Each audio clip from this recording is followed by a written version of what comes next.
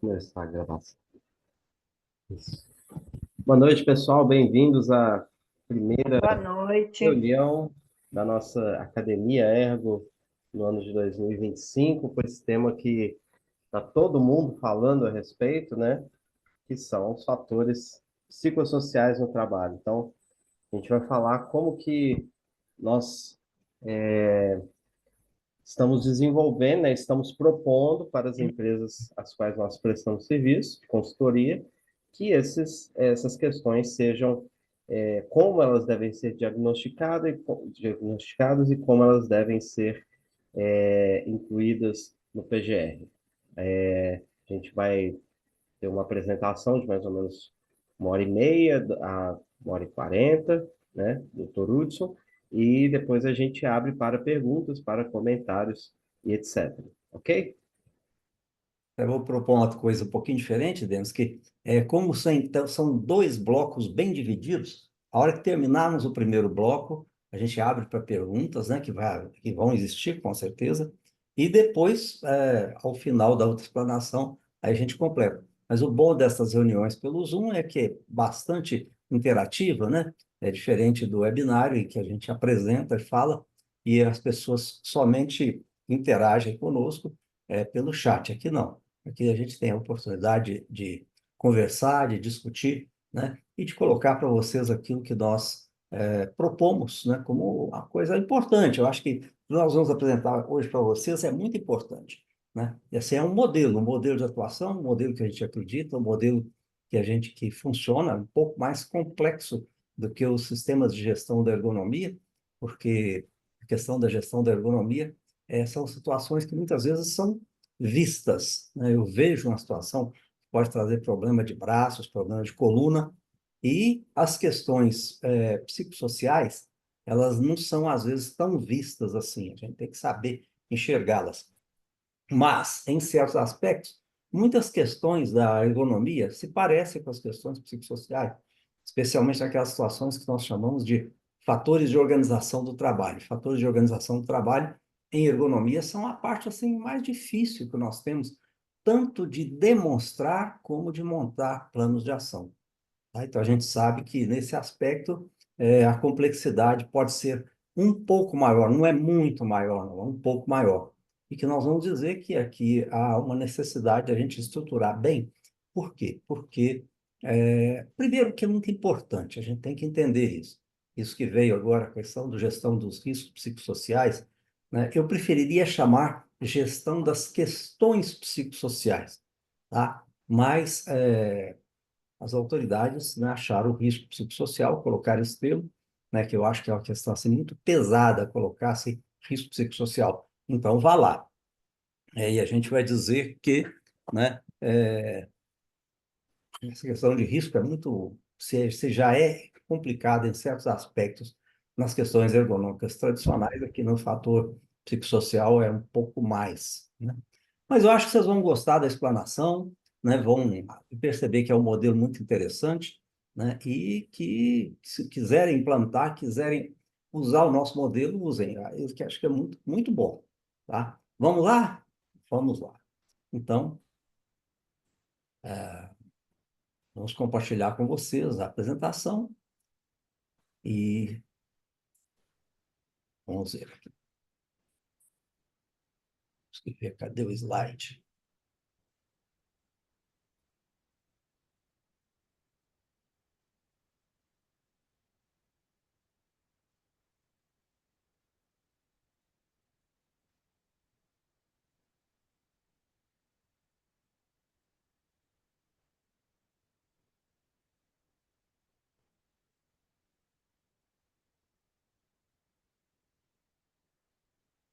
Aí eu pediria para o Denis para gerenciar assim, diversas pessoas aí querendo entrar, né? Deixa eu ver como é que está a questão Sim, do... pode deixar. Não se preocupar, não. Precisa não, né? Tá. Isso.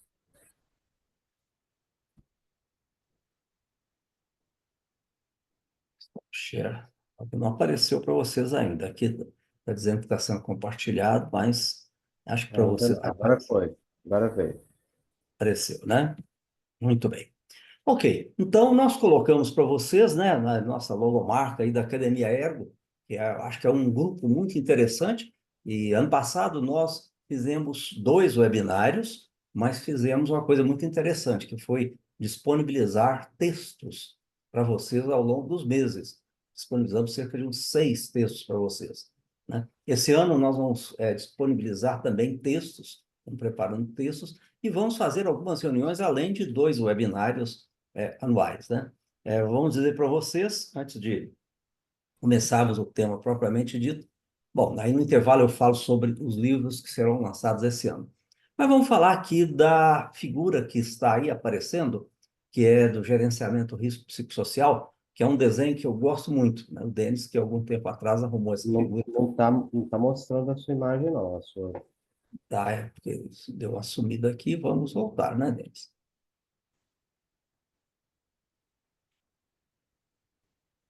não, nem a sua imagem, nem a apresentação. Pois é, mas a minha voz está. Uhum.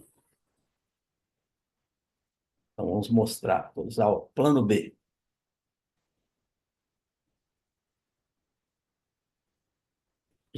Libera o slide do computador reserva deles. Tá liberado.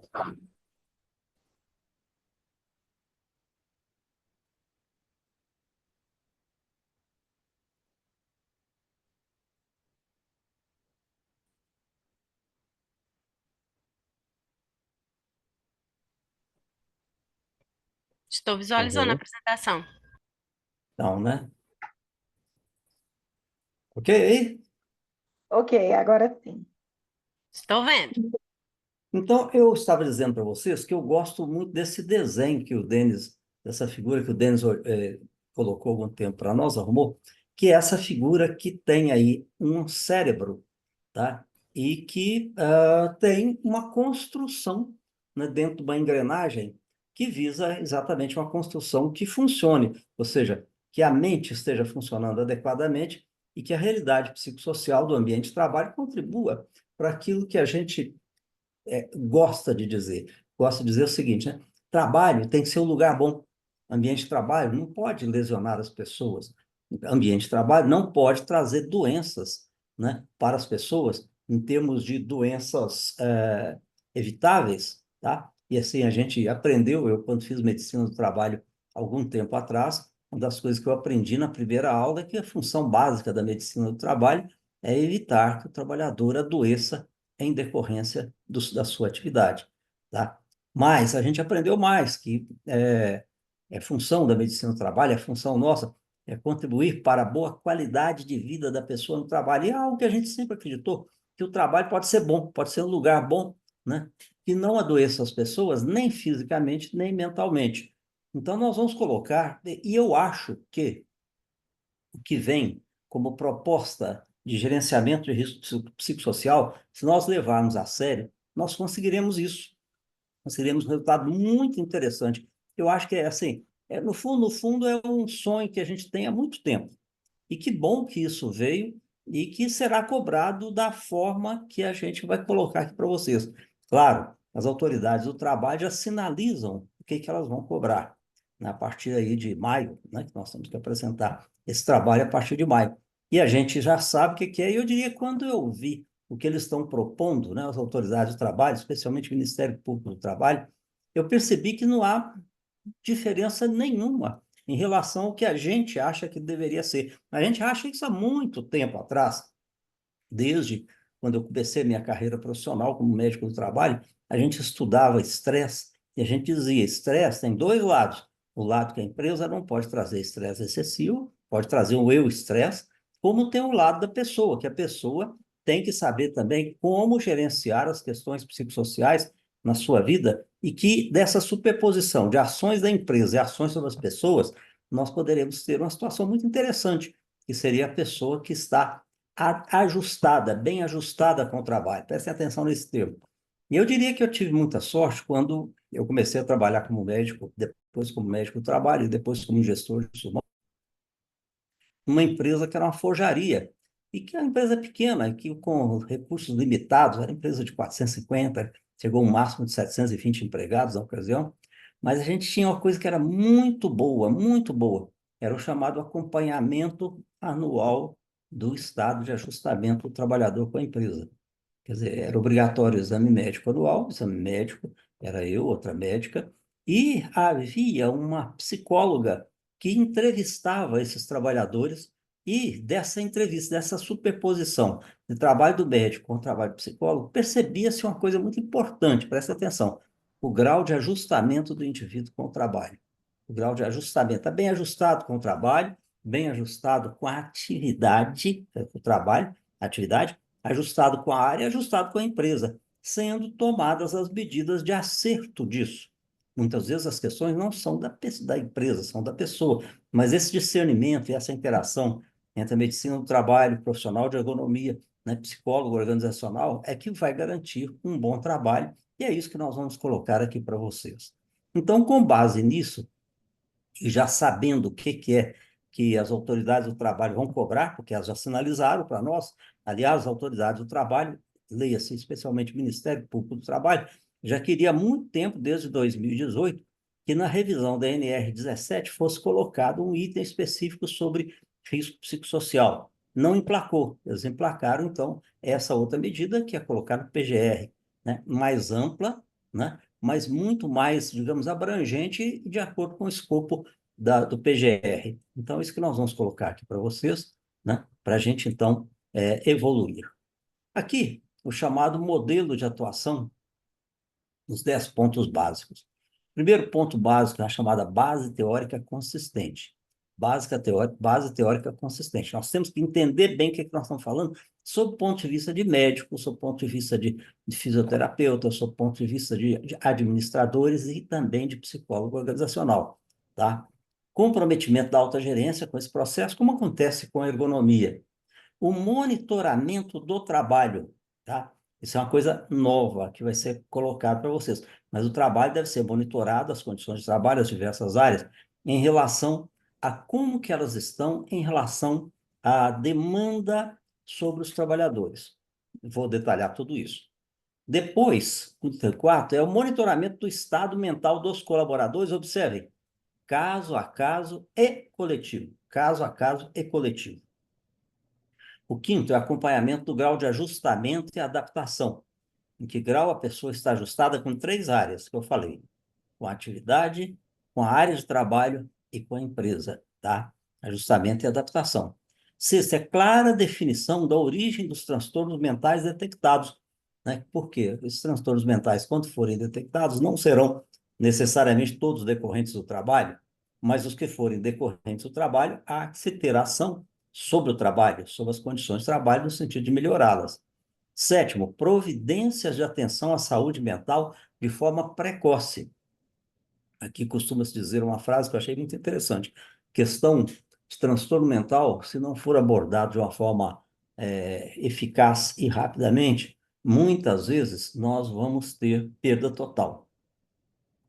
O oitavo item é providências de melhoria da realidade do trabalho. Claro, se a realidade do trabalho é que está trazendo problema, temos que melhorá-la. Essa é a essência do trabalho, da medicina do trabalho. O nono é preparação das pessoas para lidar com o estresse e na busca de saúde mental. Olha só, não é só estresse, não. Esse é um ponto bem antigo, tá? Que é que o inglês chama de how to cope with stress. É como lidar com o estresse, tá?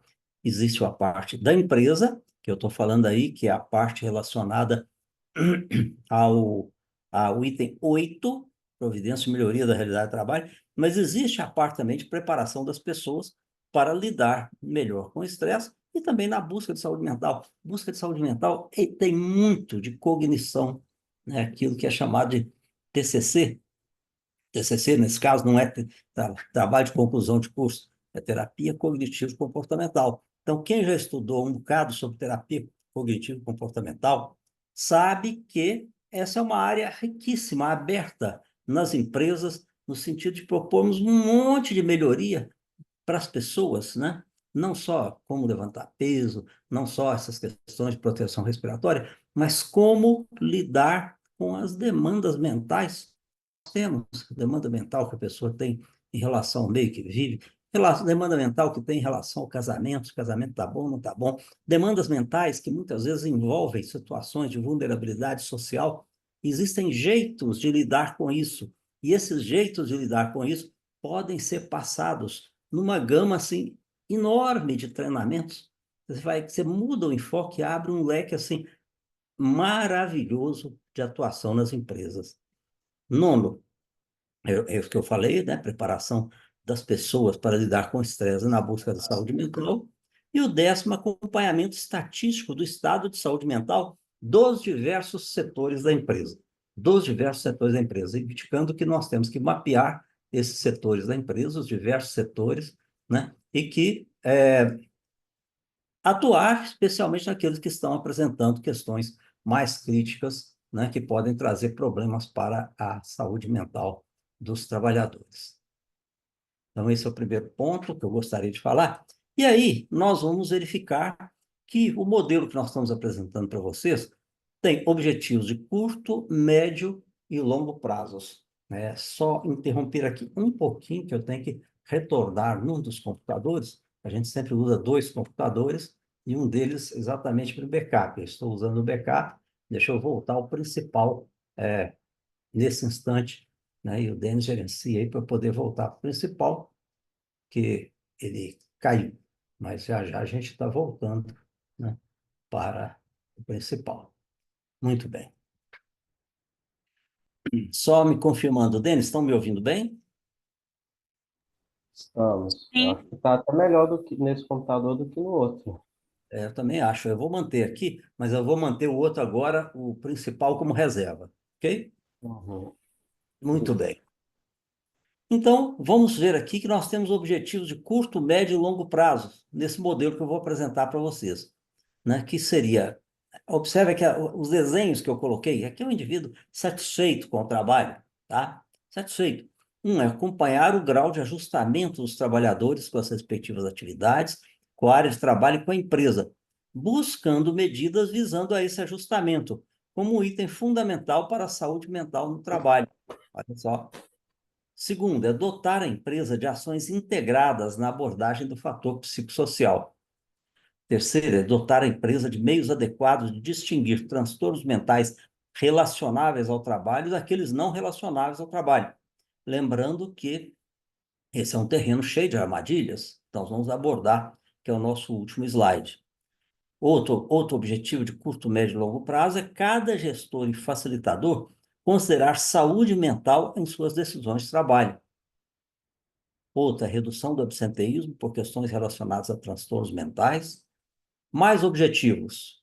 Nós temos aqui abordagem sistemática e ou pontual efetiva de reais fatores da empresa que possam estar causando transtornos mentais entre os colaboradores. Observe que eu coloquei. A abordagem pode ser sistemática, ou seja, toda a empresa, e ou pontual. Pode ser, às vezes, que o problema está em uma determinada área. Às vezes o problema está em uma determinada chefia, tá? Mas pode ser que seja um estilo gerencial altamente estressante, que nesse caso aí, que generalizado, e que muitas vezes necessite aí de uma abordagem sistemática, tá? E aí, nesse caso, entre os colaboradores, nas 5 dimensões mais críticas. Quais são as 5 dimensões mais críticas? Organização do trabalho, relações humanas, estresse, qualidade intrínseca das atividades e quadro de valores. Outro item importante é a abordagem sistemática da questão do estresse em todos os níveis, com destaque para gestores, supervisores e pessoal técnico. Nós temos, então, que entender que estresse é mais comum entre gestores, supervisores e pessoal técnico.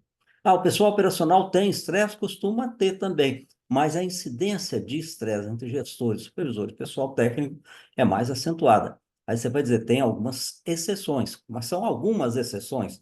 Mas, no geral, gestores, supervisores, pessoal técnico têm mais estresse por um motivo muito simples. O resultado não depende do trabalho só deles. Um indivíduo que gerencia uma fábrica de 700, 800, 1.200 empregados, ele tem uma tensão enorme em relação que o resultado dele é o resultado de todo esse grupo. Mas isso vale também para um supervisor de 25 pessoas, tá? E o pessoal técnico também lida com uma série de fatores que não são não está nas mãos deles, até entrega de equipamento, entrega de programa, de software, de material, né? Entrega de material, tá certo? São coisas que estressam bastante esse pessoal de gestão, supervisores técnicos, e que não é a mesma coisa para o pessoal operacional. Olha só, outro objetivo de médio, curto, médio e longo prazo é a atenção médica precoce e eficaz aos casos de transtornos mentais, sejam ou não relacionados com o trabalho. Tá? Outro é dar suporte jurídico à empresa em questões dessa natureza, seja em fiscalizações, seja em processos trabalhistas. Alguns desses objetivos de curto, médio e longo prazo parecem com os objetivos que a gente diz que são dos sistemas de gestão da ergonomia. Alguns foram um pouco diferentes, vocês devem ter percebido essa diferença em alguns desses pontos que nós estamos colocando aqui. Vamos seguir? Vamos seguir. Ainda não é o ponto para perguntas. Agora nós vamos falar de como a gente vai estruturar isso, a recomendação. É a chamada estrutura do trabalho. Então, esse é um ponto fundamental. Nós temos que entender que você precisa de 3 líderes. Se você não pensar nisso, você vai ter fracasso em relação a isso. Tá? Um líder. Por quê? Porque existem frentes. Existe uma frente 1, que é a análise do trabalho e das atividades. Essa parte de análise do trabalho e das atividades, tá? Precisa definir se a condição psicossocial é satisfatória, 1, aceitável, 2 ou 3. Tem que melhorar. Observe bem. Isso é uma frente. Tá? Isso é uma frente. Essa aqui é uma frente que vai ter que trabalhar integrada com a frente 2, que precisa de outro líder, que é a avaliação de cada trabalhador. A pergunta é: o estado mental daquele trabalhador é satisfatório, é aceitável ou tem que melhorar? Então, eles têm que trabalhar juntos, mas são 2 lideranças bem distintas. Aqui, nessa frente 1, nós enxergamos muito bem o papel do profissional de ergonomia, que hoje já faz um trabalho muito bom em muitas atividades. Nós conhecemos excelentes profissionais de ergonomia das empresas, que vão aqui enriquecer o seu trabalho, agora abordando não só a questão biomecânica do posto de trabalho, não só a questão do calor, da questão da vibração, mas vão ter que olhar, aprender a olhar a chamada condição psicossocial.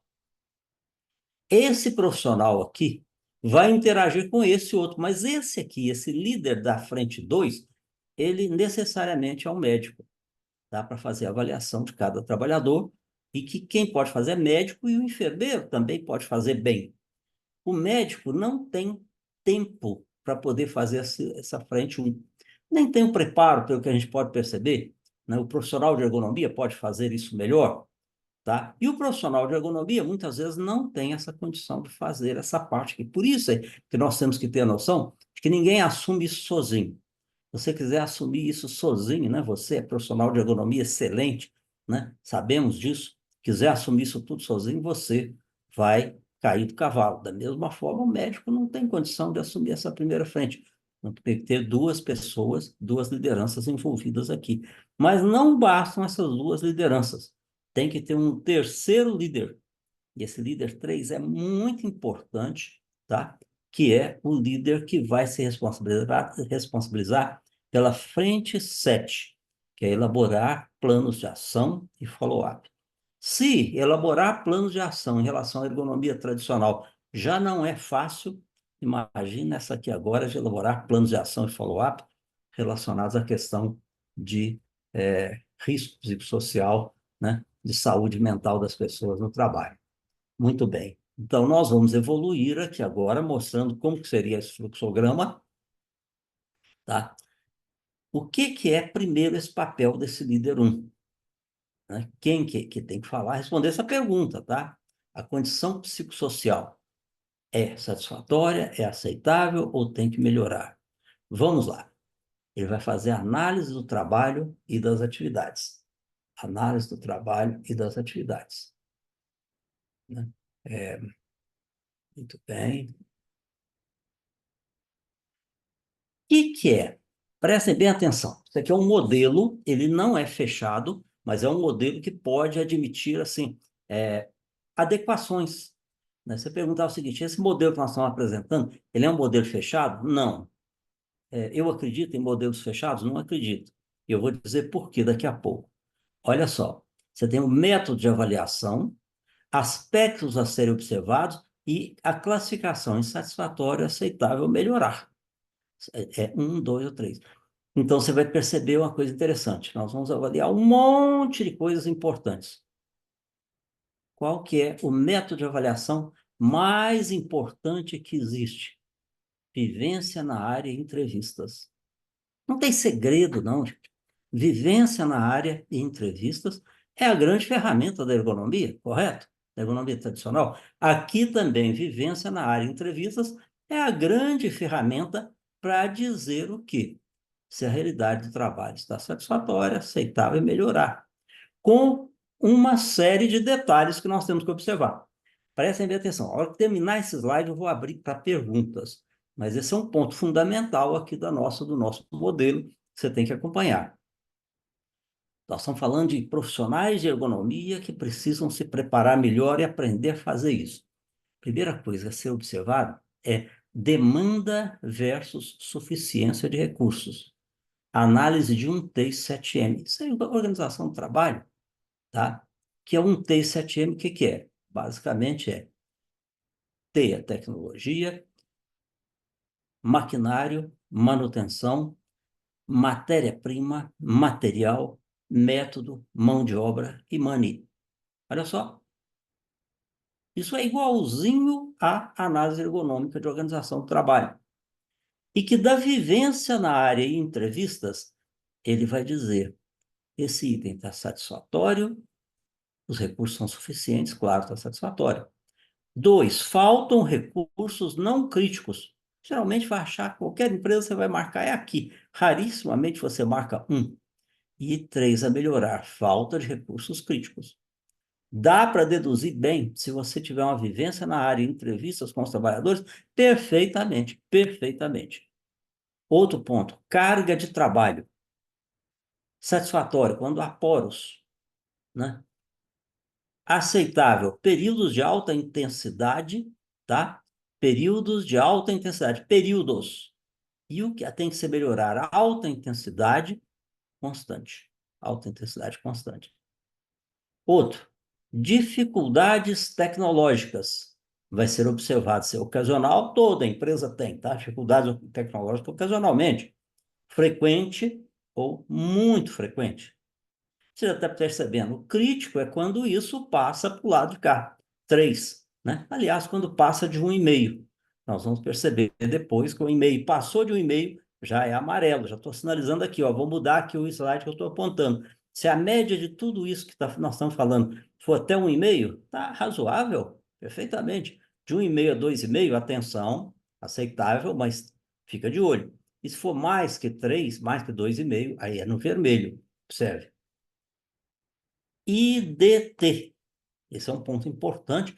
Nós falamos da ergonomia, né? Que é trabalho intenso, denso e tenso. Intenso, denso e tenso. Se existir um fator, isso é satisfatório. Se existirem 2 fatores, é aceitável. Mas se existirem os 3 fatores, é inaceitável. Então, o trabalho pode ser intenso e denso, mas não pode ser tenso. O trabalho pode ser intenso e tenso, mas não pode ser denso. Ou o trabalho pode ser denso e tenso, mas não pode ser intenso.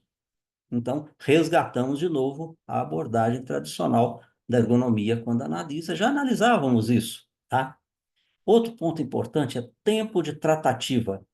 E o que é o tempo de tratativa? Após se debater com uma determinada realidade, um determinado desafio, existe um tempo de tratativa em que você pode trabalhar sobre aquilo. Quando você tem dificuldade com esse tempo de tratativa, você vai marcar 2. E quando você tiver dificuldade frequente, você tem que melhorar essa realidade. Porque a falta de tempo de tratativa é algo que acumula tensão na cabeça da pessoa. A pessoa vai ficando tensa, tensa, tensa, porque não está dando conta de processar aqueles outros itens que já ficaram para trás. Conciliação temporal. E o que é conciliação temporal? É ao longo do dia. O que você tem que conseguir ao longo do dia para poder ter a suficiência do seu trabalho? Se ela é suficiente, é 1.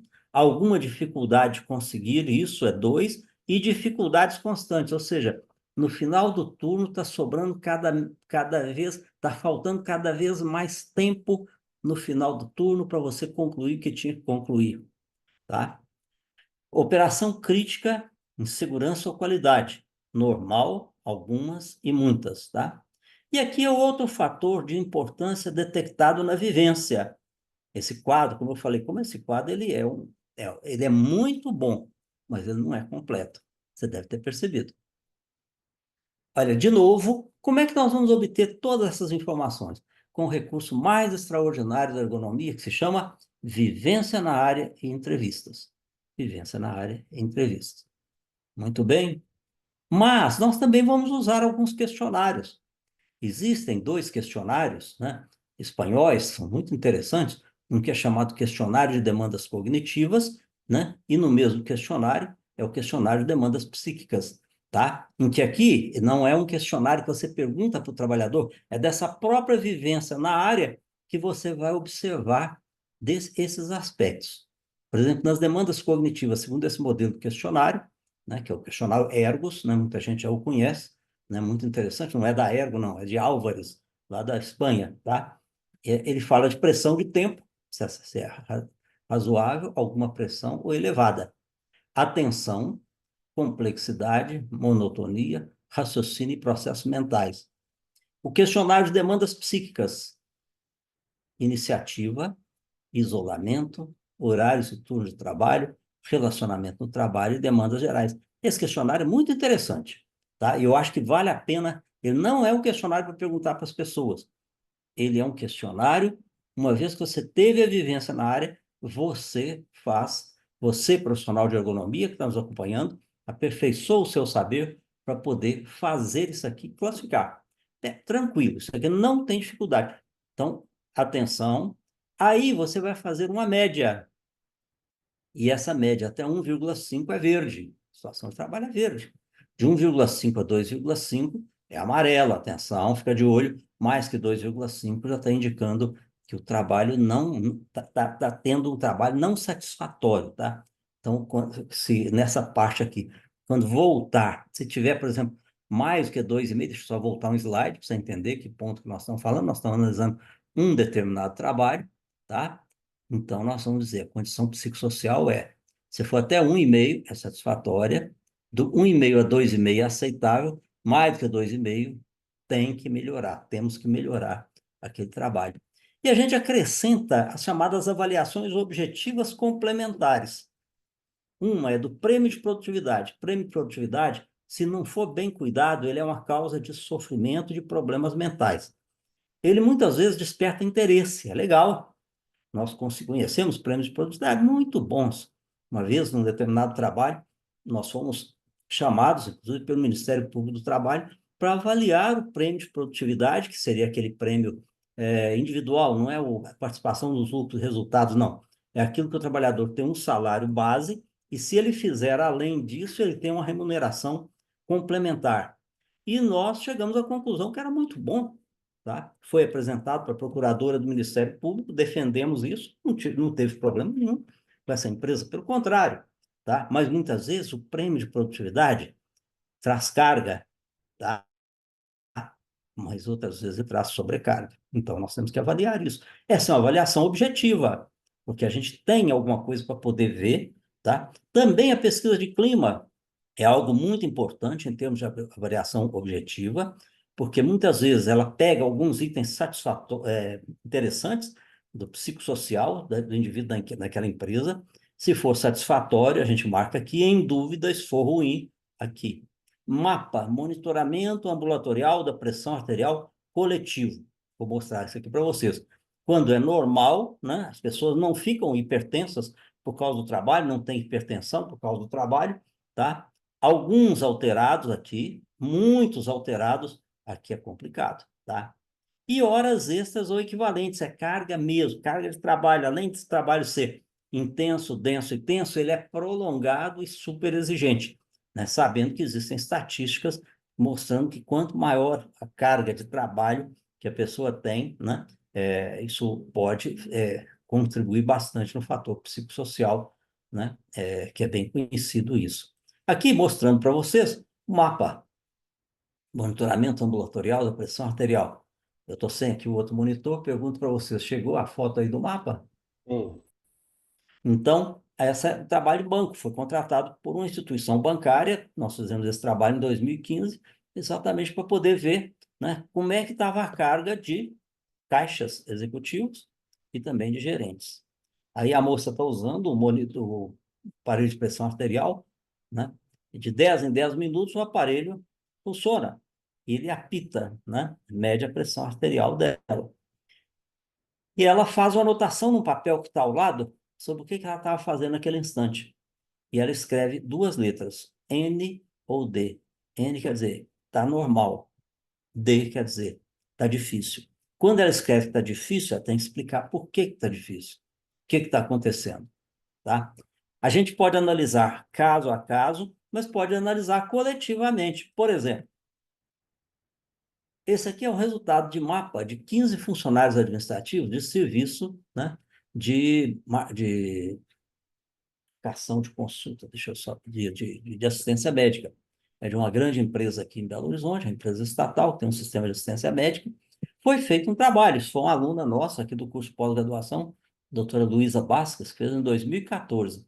Olha só, são trabalhadores: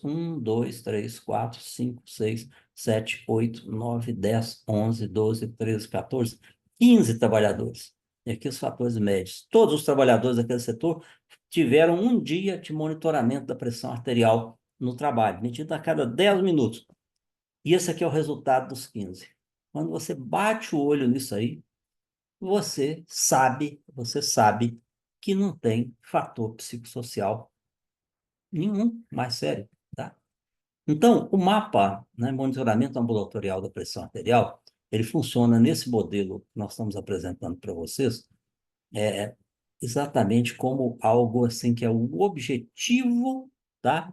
Avaliações objetivas complementares, tá? Com base nisso, nós conhecemos o trabalho, nós sabemos como que está o trabalho em termos de carga psicossocial, tá?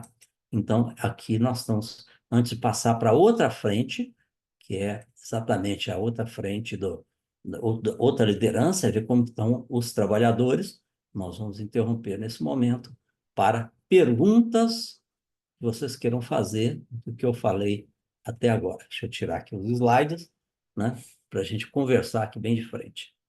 Hudson, por favor, explica como é que eu faço aquele cálculo de 1,5, 2,5, até máximo de 2,5. Como é que eu faço aquele cálculo? Média mesmo, a média, Certo. tá? Deixa eu só Ok. acertar aqui a posição. Isso. Professor, Pois não, quem está falando? é Sônia Sônia. Estevam aqui. O Uhum. líder 3, que profissional que o senhor recomenda que seja? Porque o 1 o senhor recomendou que fosse ergonomista, né? O 2, o médico, o enfermeiro. E o 3, quem o senhor Nós vamos recomenda? chegar lá. Vamos chegar lá. Estou antecipando. Ah, a novela ainda não chegou na metade, ainda está querendo lá ver o último capítulo. É a cereja do bolo, então. Pois é, pois é. Isso aqui é complicado, coisa muito, muito complicada que nós temos isso aí. Tá? Mas chegaremos lá, Sônia. Tá bom. Mais perguntas, gente?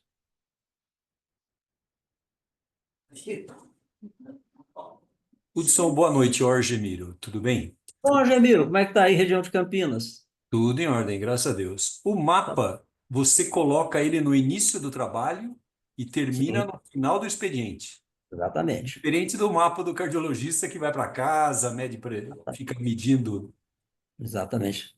A nossa questão é a seguinte: a gente quer ver o trabalho, né? É, O trabalho, a gente vê, né? Eu tenho muitos slides de mapas alterados, tá? E assim, e também tem trabalho normal. A maioria que a gente tem é normal, sabe? Mas quando é alterado, a gente consegue direitinho ver com a pessoa quais foram os instantes que ela teve relacionados a isso, né? Então, por exemplo, o importante é um mapa normal ao início da jornada.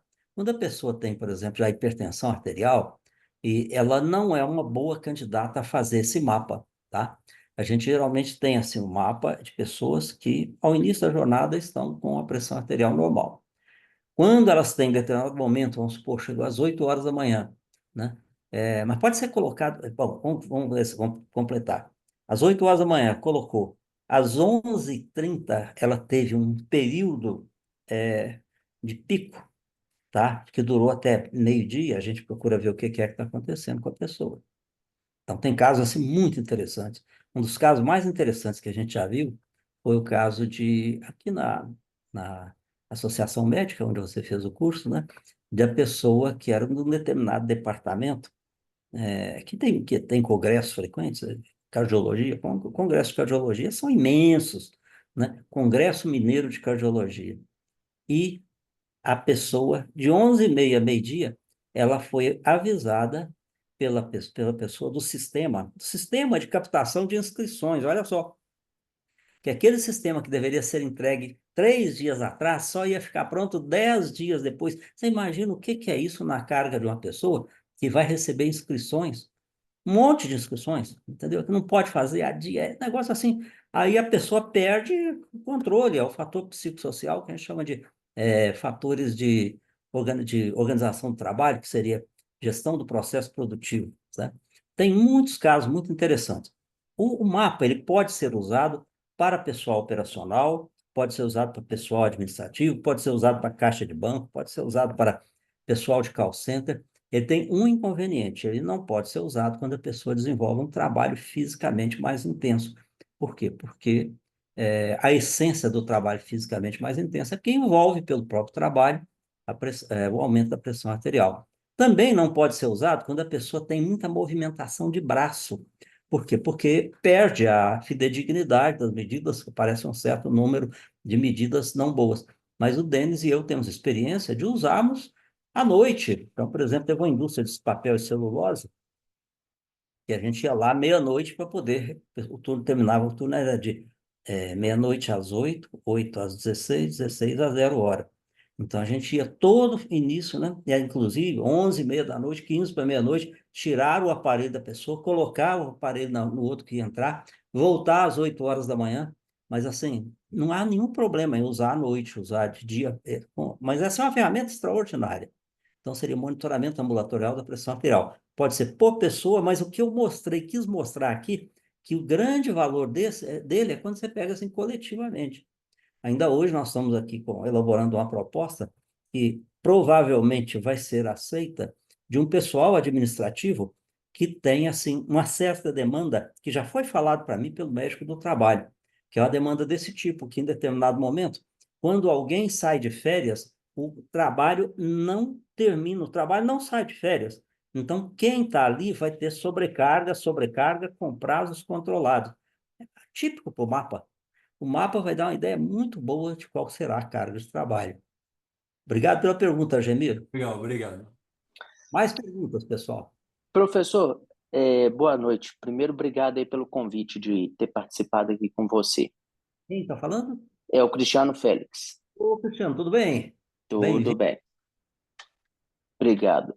Você fala que você sugere que o mapa não seja usado para a indústria que tem um esforço maior. E qual seria a substituição do mapa?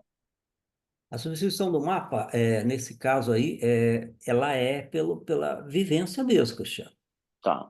Eu posso dizer o seguinte, a vivência, depois tem um outro lado que já nós vamos chegar na liderança 2, que tem assim, algo muito importante. A vivência é chamada entrevista de acompanhamento. Já nós falamos. Mas Tá assim, bom. sempre com um detalhe a mais, tá, Cristiano? Você vai seguir, o mapa faz falta? O mapa é muito bom, mas ele não faz falta. Porque o mais importante, assim como na medicina, o mais importante quando você procura um médico, não é nenhum exame, não é nenhuma ressonância, não é nada. É a anamnese e um bom exame clínico e um refletir a respeito de hipóteses diagnósticas de orientação. Correto? Isso, o líder 1 tem na chamada vivência na área. Ok? Então, Tá. o mapa, ele é para complementar. O mapa é aquele negócio assim, o Hudson, a equipe da ergonomia, como é que a gente tem alguma coisa que a gente pode bater o martelo que tem problema ou que não tem? é o mapa, entendeu? Então, o mapa faz parte daquelas medidas objetivas complementares. Entendi. Obrigado. Nada, meu caro. Vamos lá, mais perguntas antes da gente continuar. Doutor Hudson, Então, quem é? Luciana Leusch. Oi, Lodge, Luciana, como é que tá Luciana Lodge. Curitiba aí? Tá até, Uhum, tá chovendo, mas tá calor. tá certo. Doutor, é, eu já, né, conheço aquela forma de avaliação lá da Ergos, né?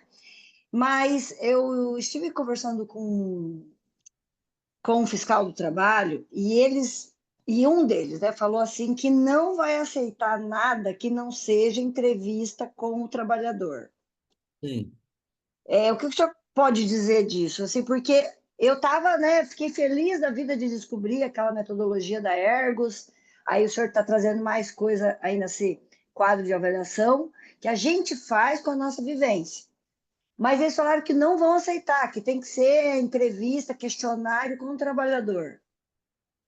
Luciano, se você for observar, eu até vou voltar ao slide daqui a pouco, até vou voltar aqui, mas é para poder mostrar isso. Olha só um instantinho. Compartilhar com vocês para responder bem a sua pergunta, Luciano.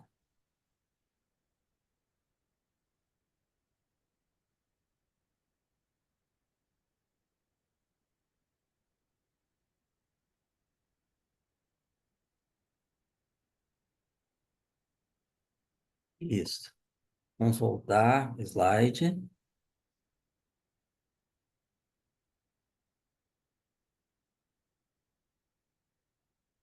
Aí, voltar.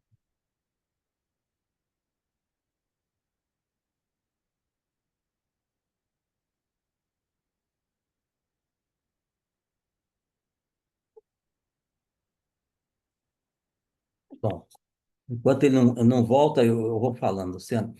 Se você for Tá. observar essa linha que nós estamos falando aqui do líder um, que é aquele que avalia o trabalho, tem que mostrar. Tem que mostrar. Um instantinho. Um instantinho que eu volto ele aqui para poder mostrar.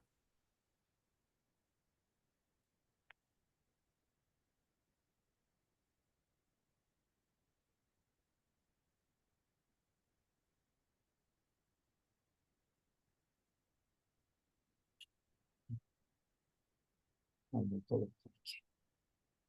Share.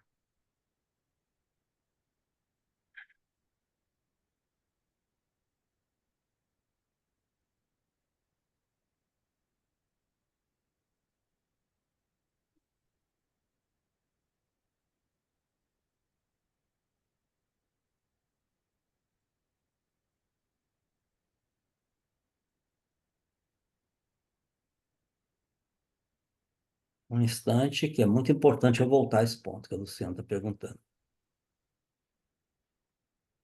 Tá? Enfim, é o líder um, que vai fazer análise do trabalho e das atividades. E esse líder um, que eu estou dizendo o seguinte, quem que é, na minha cabeça, o profissional adequado para fazer isso? São os bons profissionais de fisioterapia, que nós conhecemos diversos pelo Brasil. Ele tem que responder essa pergunta aqui, ó. A condição psicossocial é satisfatória, aceitável ou tem que melhorar? Correto? Já falei sobre isso. Como que esse profissional vai responder a essas perguntas? Como é que ele vai Como? responder isso? Ele está numa determinada área, num determinado trabalho, tá? Avaliando um trabalho, tá? Ele tem que responder por vivência na área e entrevistas. Apareceu aí. Ótimo. Chegou aí, gente? Chegou. Olha só, Luciana. Beleza. Então, como que ele vai responder? Vivência na área e entrevistas. Nada substitui isso, Luciana. Tá ok? Nada substitui. Ele, profissional de ergonomia, você, Luciana, tem diversos aqui, tem que ir para a área, vivenciar, entrevistar os trabalhadores, tá? Para poder fazer o quê? Ver a demanda de suficiência, demanda versus suficiência de recursos. Análise de um T7M, o T é Mas, tecnologia. doutor, Sim, mas como que a gente prova que a gente fez essa entrevista? Assim, eu sei que eu já faço essa entrevista, eu já vou para a área, eu já converso com o trabalhador. Mas Luciana, o que me deixou assim preocupada é que o fiscal falou que ele quer questionário respondido por trabalhador. esse aí Vai ele vai, assim? esse aí ele vai ficar querendo. E a primeira Mas coisa, tá. não, a primeira coisa que você tem que colocar para ele é o limite dele. E o limite dele está na PGR, está na NR1. E a NR1 diz o quê? A empresa tem liberdade nos métodos. Ok? Ok? Tá escrito isso, doutor, lá? Não existe um método que você faça. Tem que ser esse questionário. Se eu falar o seguinte, tem que ser o método Thornton, eu estou errado. Ok? Se eu falar que tem que ser tal coisa, eu estou errado. O método é o método que não está definido. E a NR1 diz isso, a empresa tem toda a liberdade, ela tem que justificar cientificamente o que está fazendo. Ok? Acho que Ok. foi mais fácil de responder do que eu pensei. Entendeu? Olha, É, vivência. Agora, o importante, Luciano, é o seguinte: quando você vai fazer, tá, é o seguinte, você avaliou todos esses itens, mais alguns. Pegou o questionário Ergos lá do Álvares, da Espanha, que tem esses 8, 1, 2, 3, 4, 5, 6, 7, 8, 9, 10, 11, e você fez isso, você chegou à média de 1,3, e você, Luciana, falou assim: esse ambiente de trabalho 1,5, né? Tá satisfatório. Ai de alguém que falar com você que não é. É isso que nós temos que ter. Nós temos um saber, temos uma responsabilidade, temos uma autoridade, temos que ter também destemor de enfrentar falas contrárias. Você vai dizer, não, não é nada disso, tá? Agora, atenção, olha só o que eu falo, vivência na área de entrevistas. Entrevistas não é questionário respondido pelo trabalhador, não necessariamente, não. Pode ser aquela entrevista básica que você faz dentro de um senso de ergonomia, que seria perguntar para o trabalhador. Perguntar para o trabalhador, entrevista, tá? Entrevista, não é nada respondido. Você tem no seu trabalho, a empresa lhe dá os recursos para os resultados que lhe são cobrados?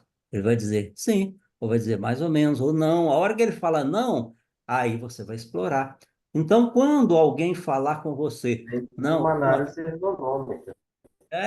tenta uma análise ergonômica, entendeu? Então, assim, sim. não tem nada que falar assim, não pode, não aceito. Aí você vai falar assim, então você vai ter que voltar para a NR1, ver lá se pode aceitar ou não. E ter destemor e enfrentar eventual insensatez de algum deles. Ok? Doutor Então, Hudson, ok. Pois não? talvez o Everaldo que está falando aqui, talvez o que a colega está citando seja o que o senhor apresentou no slide anterior aí, referente à frente 2, né, que é a avaliação Agora, de cada trabalhador. agora sim, à Não, frente do... não, não. Não, não, não foi do médico, não. Era do ergonomista, assim, não, que ele não ia aceitar nada que não fosse o trabalhador respondendo. Aí eu fiquei bem perdida, sabe? Então, Luciano, depois, a hora que terminar aqui, a gente pode até resgatar que não é difícil enxergar isso. Quando a NR1 fala que a empresa tem liberdade para escolher os métodos de trabalho. Ela tem que justificar, ok? Ok, Muito bem? Vamos muito seguir? Mais bem, obrigada. nada, Segue. minha. Podemos seguir, pessoal? Alguma outra pergunta para a gente ir para frente 2? Nenhuma mais? Então vamos para frente 2. Então aqui voltamos com o mapa. Voltamos aqui na sequência a frente 2, aqui o mapa coletivo. Luísa Basques está aqui com a gente, Luísa Basques? Não, não deve estar. Agora atenção. Fechando esse trabalho da frente 1, que a gente coloca aqui esse grande papel do profissional de ergonomia, tá? A frente 1A é esse profissional de ergonomia montar mapas da realidade psicossocial dos diversos setores, tá? Muito bem. A frente 4 é caracterizando riscos psicossociais. Aqui é um pouco mais complicado. Eu vou falar sobre isso daqui a pouco, tá? Por quê? Porque caracterização de risco psicossocial, ela tem que ser muito bem sedimentada. Por quê? Porque para você falar, como eu costumo dizer, tem uma palavra que você tem que pensar 10 vezes antes de falar. Chama-se risco, tá? Mas se tiver risco, tem risco, tá? Mas aqui, então, de novo, é a preparação do profissional de ergonomia para poder saber fazer isso, junto com indicadores de processo e resultados que ele tem que ter na atuação dele, né? Todos nós temos que ter indicadores de processo e resultado. Nesse caso, o processo é mapear a empresa e ter esse mapa da realidade psicossocial dos setores, que pode indicar que um setor tem problema, outros não têm, tá? Ou que pode ser coletivo, você pode ter uma estrutura, né, que é extremamente tensa na empresa inteira. É mais complicado. Quando é um problema localizado, costuma ser mais simples. Podemos seguir? Podemos. Antes de seguir agora, passar para a frente 2, né? Mostrar aqui para vocês. Deixa eu interromper. Este aqui vai ser só, o grande livro que nós vamos lançar esse ano, né? Nós já apresentamos esse livro aqui no congresso da ANANT, a boneca dele, a estrutura dele, que é chamado Possíveis Fontes de Risco à Saúde do Trabalhador.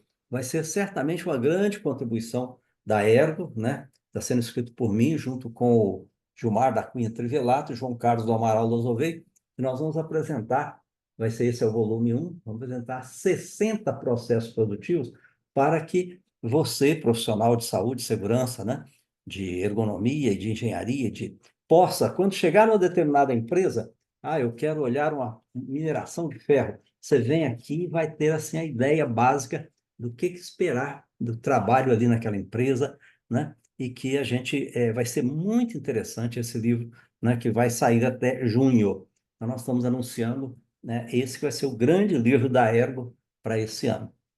Vamos continuar? Vamos.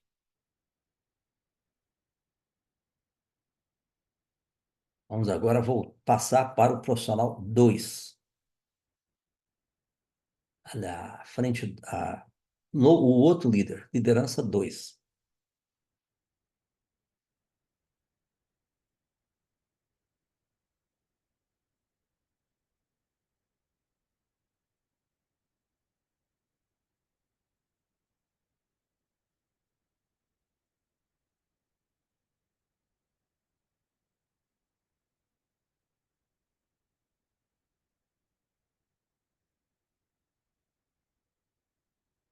Na hora que chegar aí, você me fala, tá, Denis?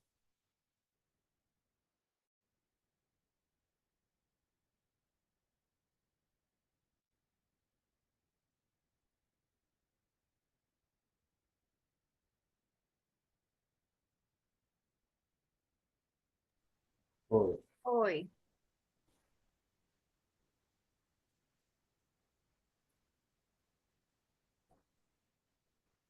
Então,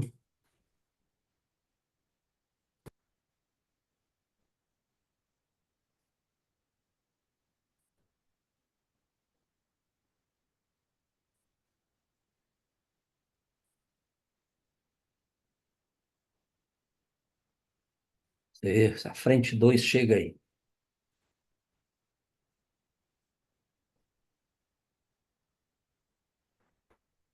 Chegou?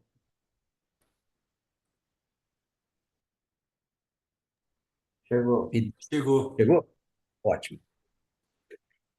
Isso que nós estamos falando, gente, são problemas de internet no Brasil, tá? Coisa terrível. Mas vamos lá. Avaliação de cada trabalhador. É a frente 2. Se a frente 1, quem vai fazer bem é o profissional de ergonomia, a frente 2, quem vai fazer bem é médico do trabalho, tá? Enfermeiro do trabalho, médico do trabalho, enfermeiro do trabalho. E aqui nós não podemos misturar os papéis. Como eu disse ao início, Se o profissional de ergonomia quiser fazer a frente 2, ele vai se dar mal. Se o profissional aqui do ambulatório, o médico ou enfermeiro, quiser fazer a frente 1, também vai ter dificuldade. Porque nesse caso é que a gente vai avaliar cada trabalhador. E a pergunta que nós temos que fazer é: o estado mental do trabalhador é satisfatório? É aceitável? Tem que melhorar. Você observa que é a mesma coisa, tá? É do lado de cá e aqui.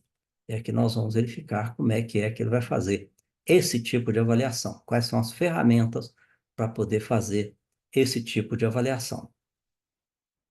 Aqui agora o desenho é esse aqui. Como é que está a cabeça da pessoa construída adequadamente ou não para satisfação em relação ao trabalho.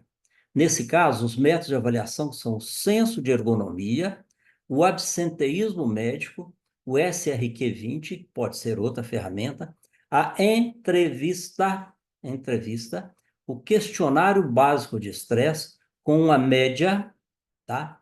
E temos as chamadas avaliações clínicas, que é o exame clínico e a entrevista de acompanhamento. Ah, você tem outras ferramentas? Ok, pratique-as. O sistema ele não é amarrado, né? Mas é isso que tem que ser feito. O que é o senso de ergonomia? O senso de ergonomia é a época da revisão periódica de saúde, quando o trabalhador vem para a revisão periódica de saúde, naquele contexto da revisão periódica de saúde, ser perguntado o que é DDF, DD. Vamos ver se o pessoal pode lembrar. Quem foi dos nossos cursos aqui, já fez os nossos cursos, entende? Alguém fala o que é DDF, DD. Vamos ver se está bem a par. Desconforto, dificuldade, fadiga, dolorimento ou dor. Isso, Tocatão, isso. Então, nós temos que saber do trabalhador, todos eles. Você tem no seu trabalho algum fator de desconforto, dificuldade, fadiga, dolorimento ou dor, tá? Inexistência de queixas é satisfatório, aceitável. Desconforto, dificuldade ou fadiga. Inaceitável, dolorimento ou dor. 1, 2 e 3. Aí a gente tem que perguntar também, por ocasião do censo, a identificação de risco de acidente devido à condição de trabalho. É uma outra coisa importantíssima. Né? Vamos lembrar quantos por cento dos acidentes do trabalho são devidos a más condições de ergonomia? Vamos ver se alguém pode falar. 40. Isso, Luciana, isso. Então, se tem existência de risco de acidente, né? Risco de acidente devido a não haver outra forma de trabalhar, é 3. Não existe 1, 2 ou 3, 1 ou 2, não. É 3, tá? Absenteísmo médico, o enfermeiro vai olhar isso para nós, tá, gente? Enfermeiro do trabalho, pessoa importante nesse processo.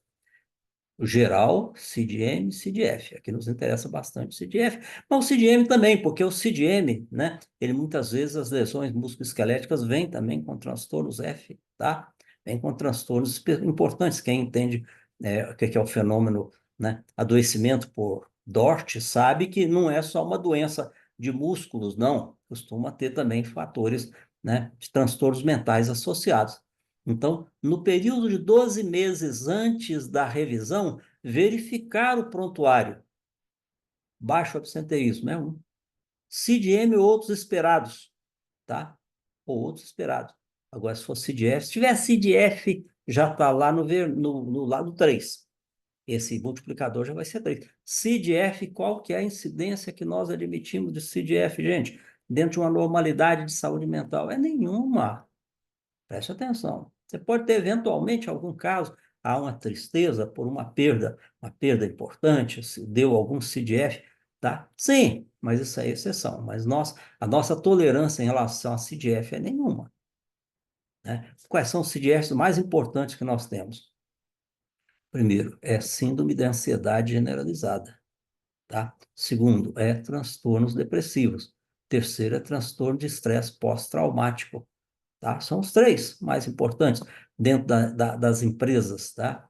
Porque aqueles que vão caracterizar transtornos que nós chamamos aí de transtornos da personalidade, raramente estão trabalhando, tá? Mas assim, são questões que nós temos que olhar. Por isso é que essa parte aí importante, quem vai fazer é médico e enfermeiro, não é o profissional de ergonomia. Então, os nossos médicos, nossos enfermeiros tem que trabalhar para poder entender esse aspecto. SRQ-20, é o Self-Reported Questionnaire 20. Então, o trabalhador vai responder, tá? Então, são 20 itens muito interessantes, e esses 20 itens eles vão dizer se existe ou não uma coisa importante, chamada sofrimento mental. Atenção, ora, nós temos que detectar isso nessa ocasião, tá? E aí, o 1 é sem sofrimento mental. A ferramenta tem escalas, menos que 8 pontos ou menos que 7 pontos, significa que não tem sofrimento mental. Sofrimento mental ou sofrimento mental intenso. A ferramenta permite isso. É a ferramenta da Organização Mundial da Saúde, tá?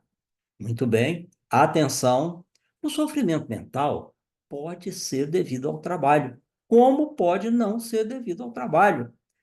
Mas na presença de um trabalhador com sofrimento mental ou sofrimento mental importante, nós temos obrigação de fazer uma entrevista para pesquisar os 10 itens relacionados ao trabalho que podem trazer sofrimento mental.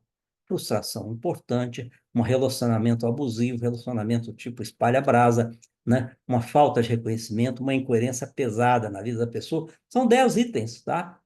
Então, se não tiver isso, é não relacionado ao trabalho. Entrevista, não é questionário, não, entrevista, tá? Alguma relação com o trabalho ou fortemente relacionado com o trabalho. Se for fortemente relacionado com o trabalho, claro que nós vamos, então, evoluir na pesquisa. Questionário básico de estresse. Nós gostamos muito do questionário do Luciano Zilli, tá? Mas tem muita gente que gosta de Marilda Tippe, tem outros que gostam da autora lá do Rio Grande do Sul. Não há fechamento quanto a esse, questionário, não. Você tem que ter um questionário de base para você trabalhar. Baixo nível de estresse, ou eu-estresse, olha só o termo interessante, o eu-estresse desde Hanseli, ele é considerado uma coisa importante. Eu tenho algum grau de tensão, uma tensão que é positiva, tá? É o eu-estresse, ou baixo nível, ou eu-estresse. Estresse leve a moderado, aceitável. Estresse intenso, inaceitável. Aí você faz uma média disso.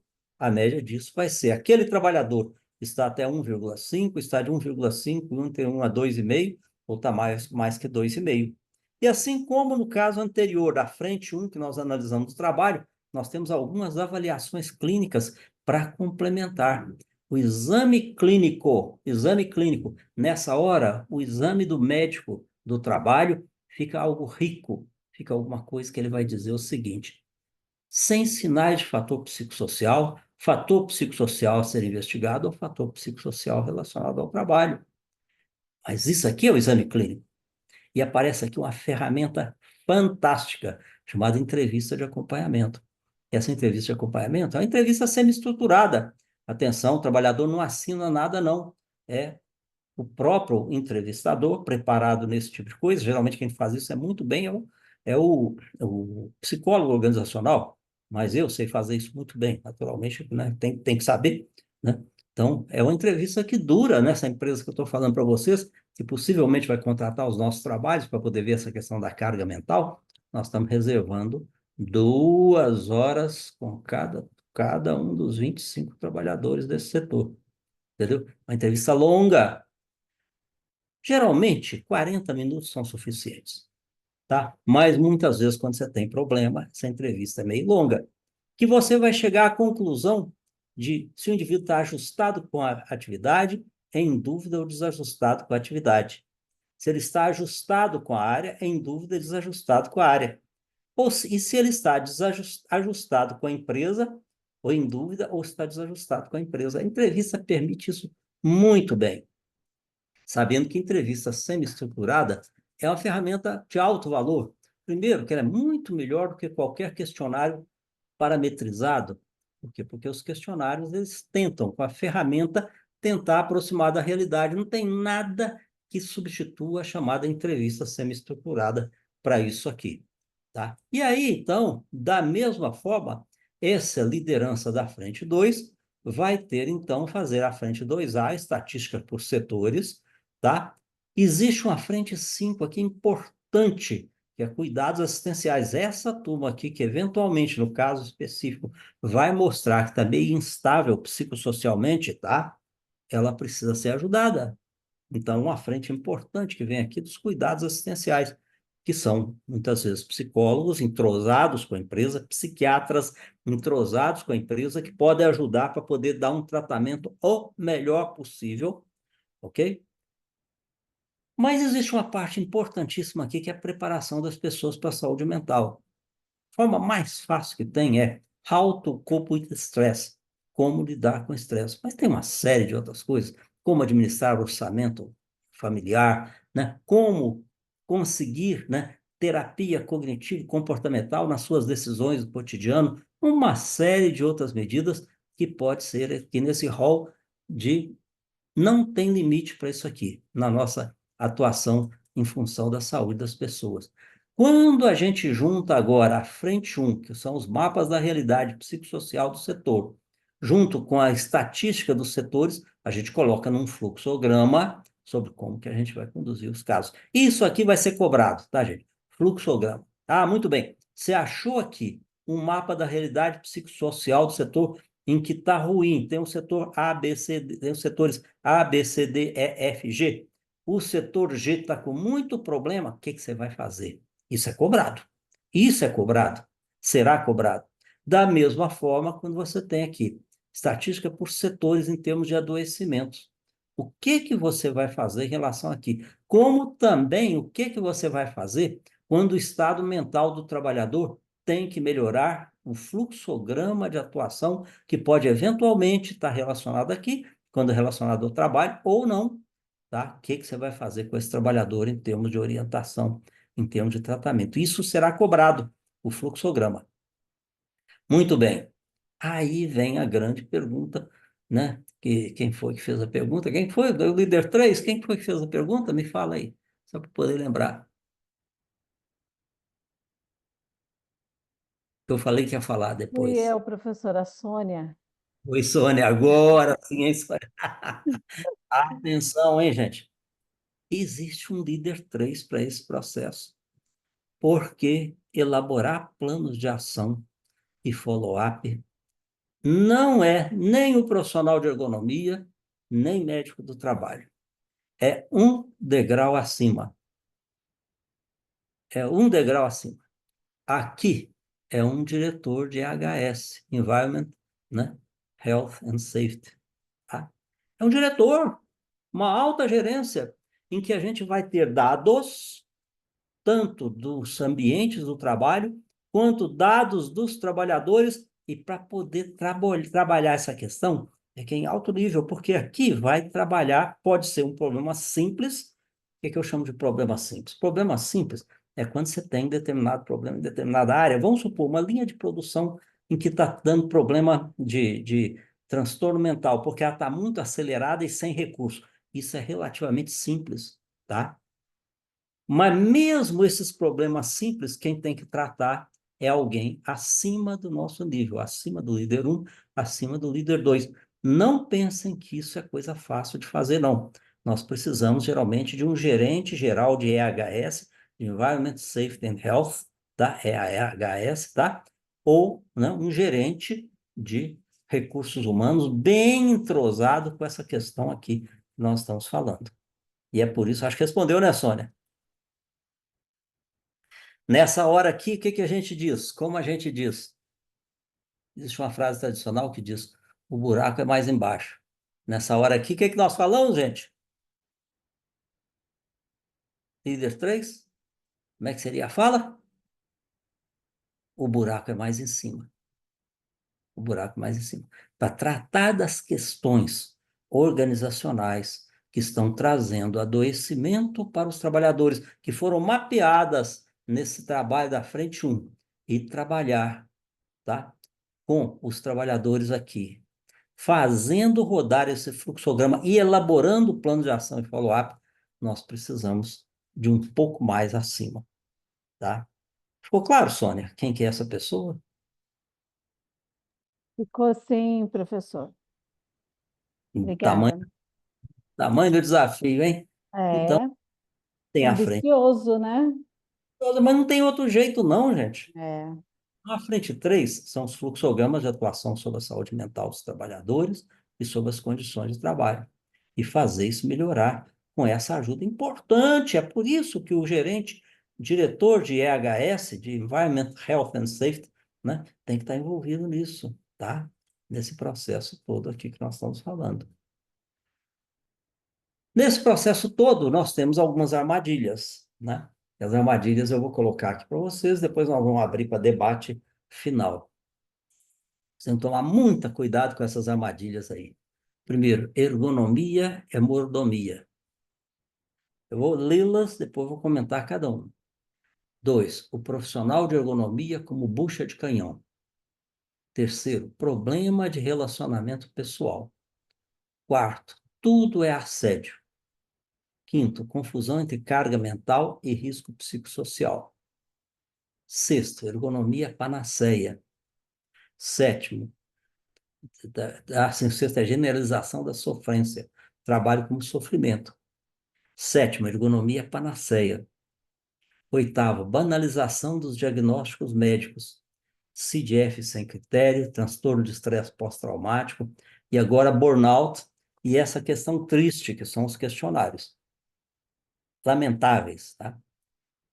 Nona, politização. E décima, ingênua negação utópica do fenômeno onipresente no mundo do trabalho. Essa 10 é uma charada, tá?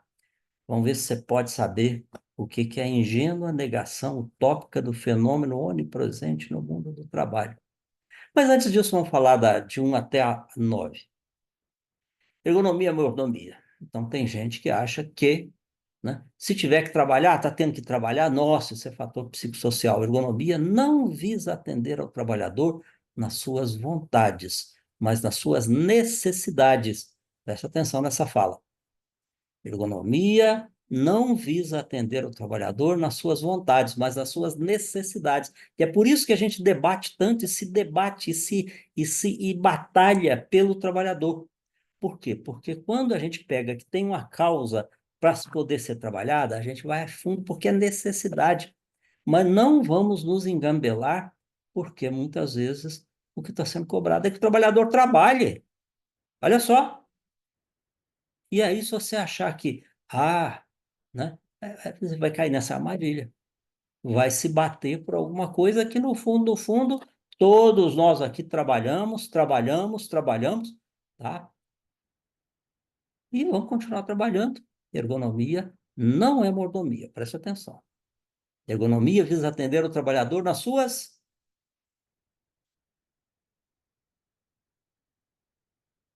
Ergonomia visa atender o trabalhador nas suas... Necessidades. Vontades.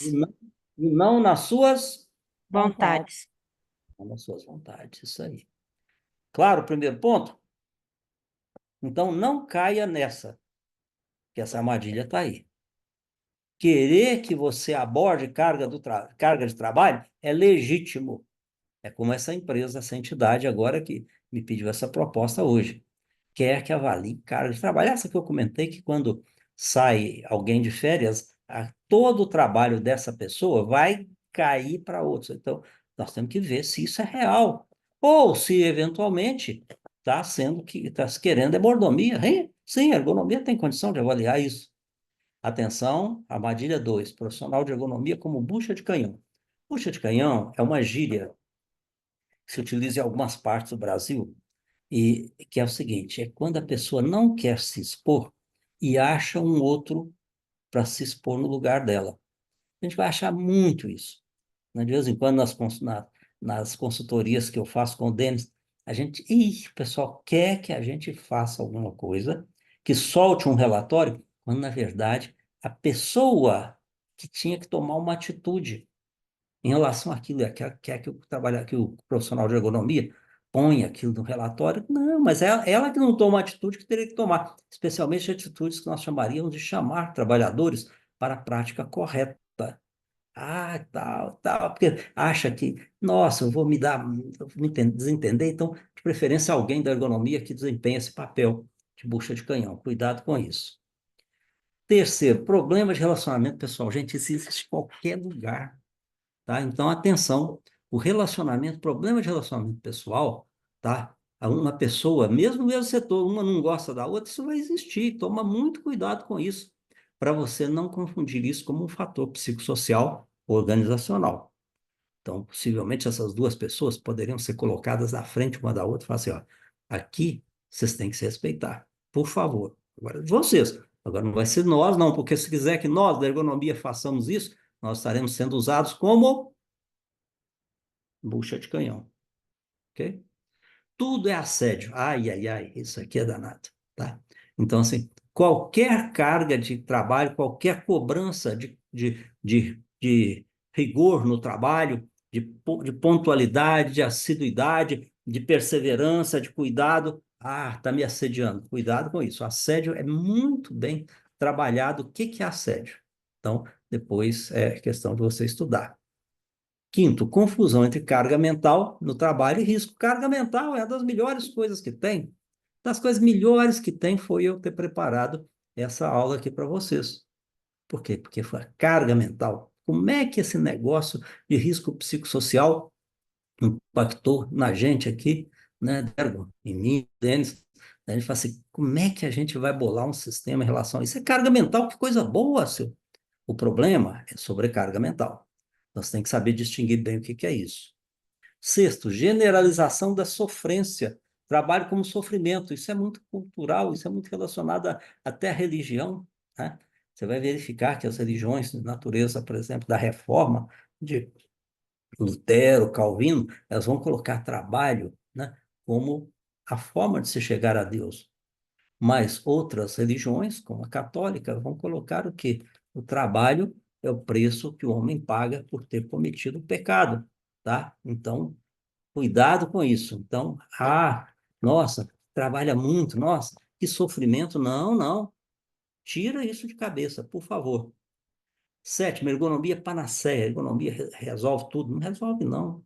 Essas questões aí que nós estamos falando, psicossociais, até determinado ponto, a ergonomia é aquela ação do né, do líder 1, é ergonomia, ergonomia, ergonomia. A ação do líder 2 é medicina do trabalho, medicina do trabalho, medicina do trabalho. A ação do nível 3, do líder 3, que é aquele gestor de EHS, é a ação de alta gerência, tá? Então, ergonomia ajuda, mas não é tudo, não. Ela não é panaceia, não. Panaceia é um remédio capaz de curar todos os males. O oitavo é banalização dos diagnósticos médicos, que é uma coisa que a gente sempre tem que lidar. CDF sem critério, sim. CDF para tristeza, né? Transtorno da perda de um ente querido. Transtorno de estresse pós-traumático, um abuso desse diagnóstico, tá? E agora burnout, outro abuso. Burnout é uma coisa que é conhecida há décadas, chamava-se fadiga psíquica, que é quando a pessoa, em função de uma determinada realidade que ela tem no ambiente de trabalho, ela cai o rendimento de uma forma importante.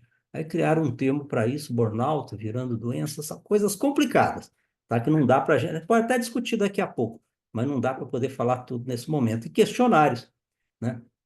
Existe questionário de burnout que mostra que 80% das pessoas têm burnout. Como existe questionário de burnout dizendo que é 20% das pessoas. Espera aí, não tem alguma coisa errada com os questionários? Então, cuidado com isso, cuidado com questionários. Politização, sem dúvida nenhuma, existe. Quando você olha, por exemplo, a nova lista de doenças relacionadas ao trabalho do Ministério da Saúde, você vai verificar que é difícil você tirar alguma coisa ali, né, que não seja do trabalho. Então, que tem que ter discernimento, você tem que estudar, estudar, estudar, estudar, para poder seguir. Aqui não é do trabalho, ou aqui é do trabalho. Saber fazer bem uma coisa chamada diagnóstico situacional sistematizado, que significa o quê? Diante de cada trabalhador apresentando algum transtorno, fazer uma avaliação precisa de se aquilo é um problema do trabalho, se aquilo é um problema da própria personalidade do indivíduo, se aquilo é um problema de contexto, se é um problema de conflito que ele tem na relação familiar, e saber fazer isso bem, no sentido de que evitar que tudo seja do trabalho, como evitar que nada seja do trabalho. Esse maniqueísmo, tudo é do trabalho, nada do trabalho, ele só vai complicar a vida e não vamos possibilitar um bom trabalho. E agora a charada, vamos ver o que que é a ingênua negação utópica do fenômeno onipresente no mundo do trabalho. Isso é uma armadilha danada, tá? Nessa questão psicossocial, que eu vou tirar o compartilhamento. Eu quero ver se alguém pode responder o que é o fenômeno onipresente no mundo do trabalho. O fenômeno onipresente no mundo do trabalho. Tirei o compartilhamento. O que é o fenômeno onipresente no mundo do trabalho? Ah, Simone, tá? Simone, o que é o fenômeno onipresente no mundo do trabalho, gente? É pressão. Pressão existe. Nós temos aqui 80 pessoas na nossa sala. Se eu perguntar assim, deixa eu perguntar, algum de vocês, 80, não tem pressão? Não tem pressão no seu trabalho? Alguém? Aí você pode dizer assim, eu já aposentei, não tem. Todo mundo aqui tem pressão, todo mundo aqui sofre pressão. Todo trabalho, tá? Tem pressão. Atenção. E o que é a ingênua negação utópica? O trabalho não pode ter pressão. As pessoas não podem estar pressionadas no trabalho. É isso aí, a Deise falou, né? Que é preciso eliminar a pressão para ter saúde. Né? Não é isso, não. Percebeu? A ingênua, né? Ingênua negação utópica do fenômeno onipresente. Cuidado com isso. E aí a gente vai dizer o quê? Pressão sempre tem. O que não pode ter é pressão exagerada. Como é que eu fico sabendo se a pressão está exagerada, gente? Primeiro, naquela vivência lá da área 1.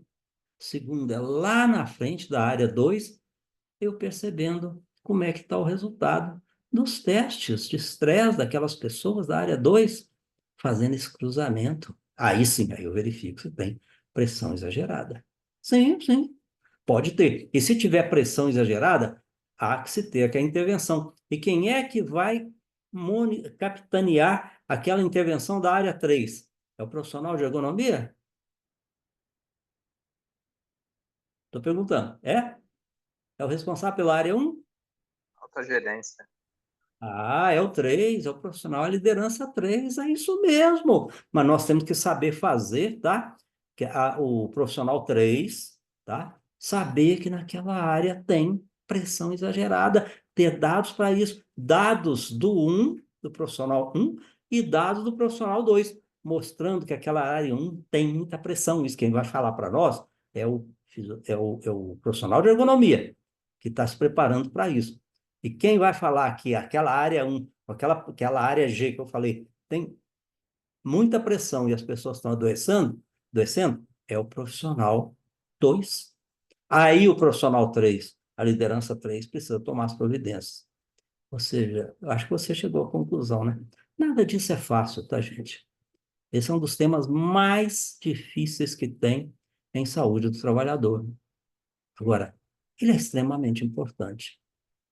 Ele é extremamente importante. A gente fazer esse trabalho, esse trabalho de uma boa gestão de risco psicossocial, isso valoriza demais uma coisa que a gente sempre acredita, eu acredito, que o trabalho pode ser bom para as pessoas. Pode fazer bem para a cabeça das pessoas, tirando aqueles fatores que são ruins, consertando que nada de ser perfeito, mas aquilo que precisa ser melhorado, e a gente melhorar as questões de tal forma que, no final das contas, as pessoas vão trabalhar, né, ajustadas com gosto e não adoecendo do ponto de vista psicossocial. Ufa, perguntas finais. Vamos lá, meu caro Cristiano. Dúvidas? Professor, só acho complexo quando a gente fala dessas armadilhas aí, a questão da quantidade de atestados que, infelizmente, tem se manifestado em relação ao CDF, e que é complexo, inclusive, de você dizer que não é CDF ou tem outras variáveis que não seja a empresa como responsável.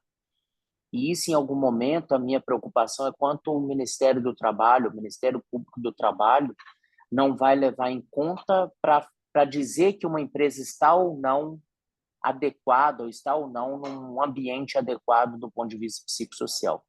Essa é a minha maior preocupação. Você observa uma coisa importante, sua preocupação é muito legítima, tá, Cristiano? Mas, assim, por exemplo, eu diria o seguinte, mesmo antes de haver esse sistema de gestão do risco psicossocial, essa preocupação aí já era necessária. Eu poderia dizer o seguinte, quando eu pego coisa bem mais simples do que isso, mas tem uma certa complexidade, gestão do absenteísmo médico, tá? Eu pego, por exemplo, CIDS-F, CIDS-F, CIDS-F, eu tenho que ter uma atuação sobre isso. Aí, se for CID-F legítimo, eu tenho que ter uma atuação gerencial. Mas se for CID-F abusivo, eu também tenho que ter uma atuação gerencial, que seja o médico do trabalho buscando, né, junto com a equipe assistencial, assim, a verificação exatamente se o CID-F seria CID-F ou se seria CID-F de depressão. E o grande abuso que se tem é CID-F de depressão.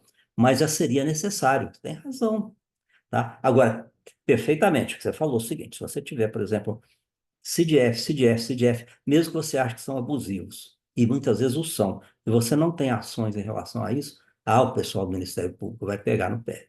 Você tem toda a razão. Mais perguntas?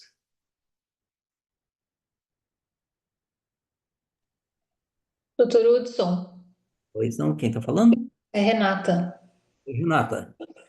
Eu gostaria que o senhor repetisse qual o modelo de questionário de estresse o senhor falou. O senhor falou de alguns autores e também naquele modelo de entrevistas que o senhor falou que após a nossa vivência na área nós podemos aplicar o Ergos e o questionário de demandas psíquicas. Esse questionário de demandas psíquicas, qual é?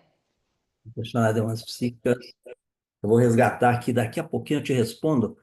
Ele está no livro Ergonomia 4.0, né? Deixa eu só cortar a minha imagem aqui só um instantinho, pegar o livro e te falo, tá, Renata? Só um instantinho.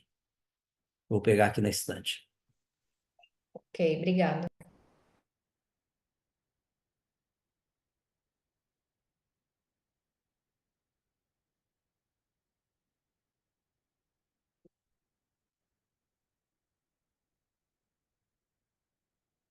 Uhum.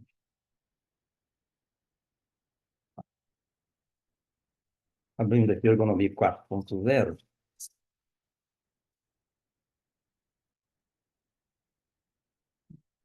Carga mental.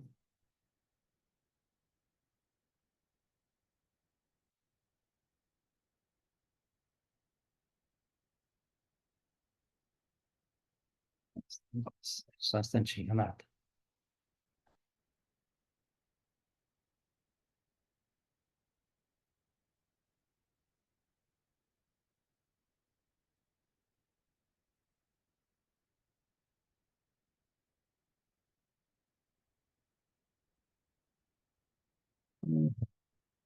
Bom, o roteiro de entrevista de acompanhamento pessoal, Renata, está na página 527, tá? 527 a 530. E o outro roteiro, que seria dos fatores críticos, das 10 situações de fatores críticos relacionados ao trabalho.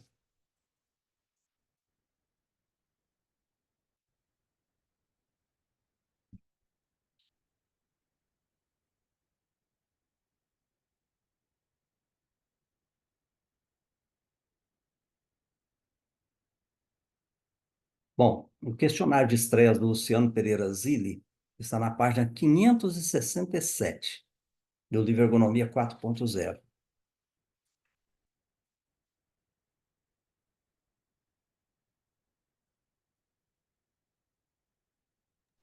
Qual que é o autor, doutor Hudson? Luciano Zilli.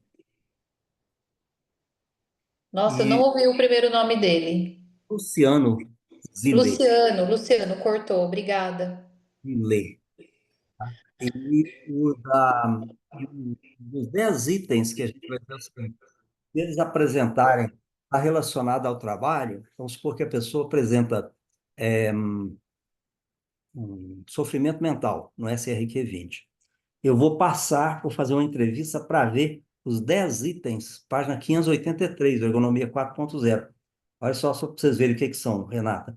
Alto nível de pressão, episódios importantes de frustração individual ou coletiva, prazos muito apertados, cobrança de resultados associada à falta de controle dos meios para consegui-los, outro critério de progressão que não seja o mérito, situações mal resolvidas que podem comprometer qualidade ou mesmo segurança das pessoas, casos em que tenha ocorrido humilhação explícita ou implícita ou outros eventos psicologicamente traumáticos, incoerências no trato de assuntos de pessoal, falta de reconhecimento pelos esforços realizados e falta de autonomia na execução das tarefas. São os grandes itens que realmente machucam a pessoa mentalmente. Então, você vai encontrar uma pessoa com sofrimento mental e vai, fazendo a entrevista, perceber a existência desses fatores para poder dizer isso aí, o trabalho provavelmente é o responsável. Respondido? Sim, respondido. Eu também tenho mais uma dúvida, posso fazer depois, que eu não sei quem começou a falar, posso perguntar depois também. Ah, não, eu só ia falar que eu tinha levantado a mão para depois que você terminar. Oi, Valquíria. Tudo bem, Valquíria?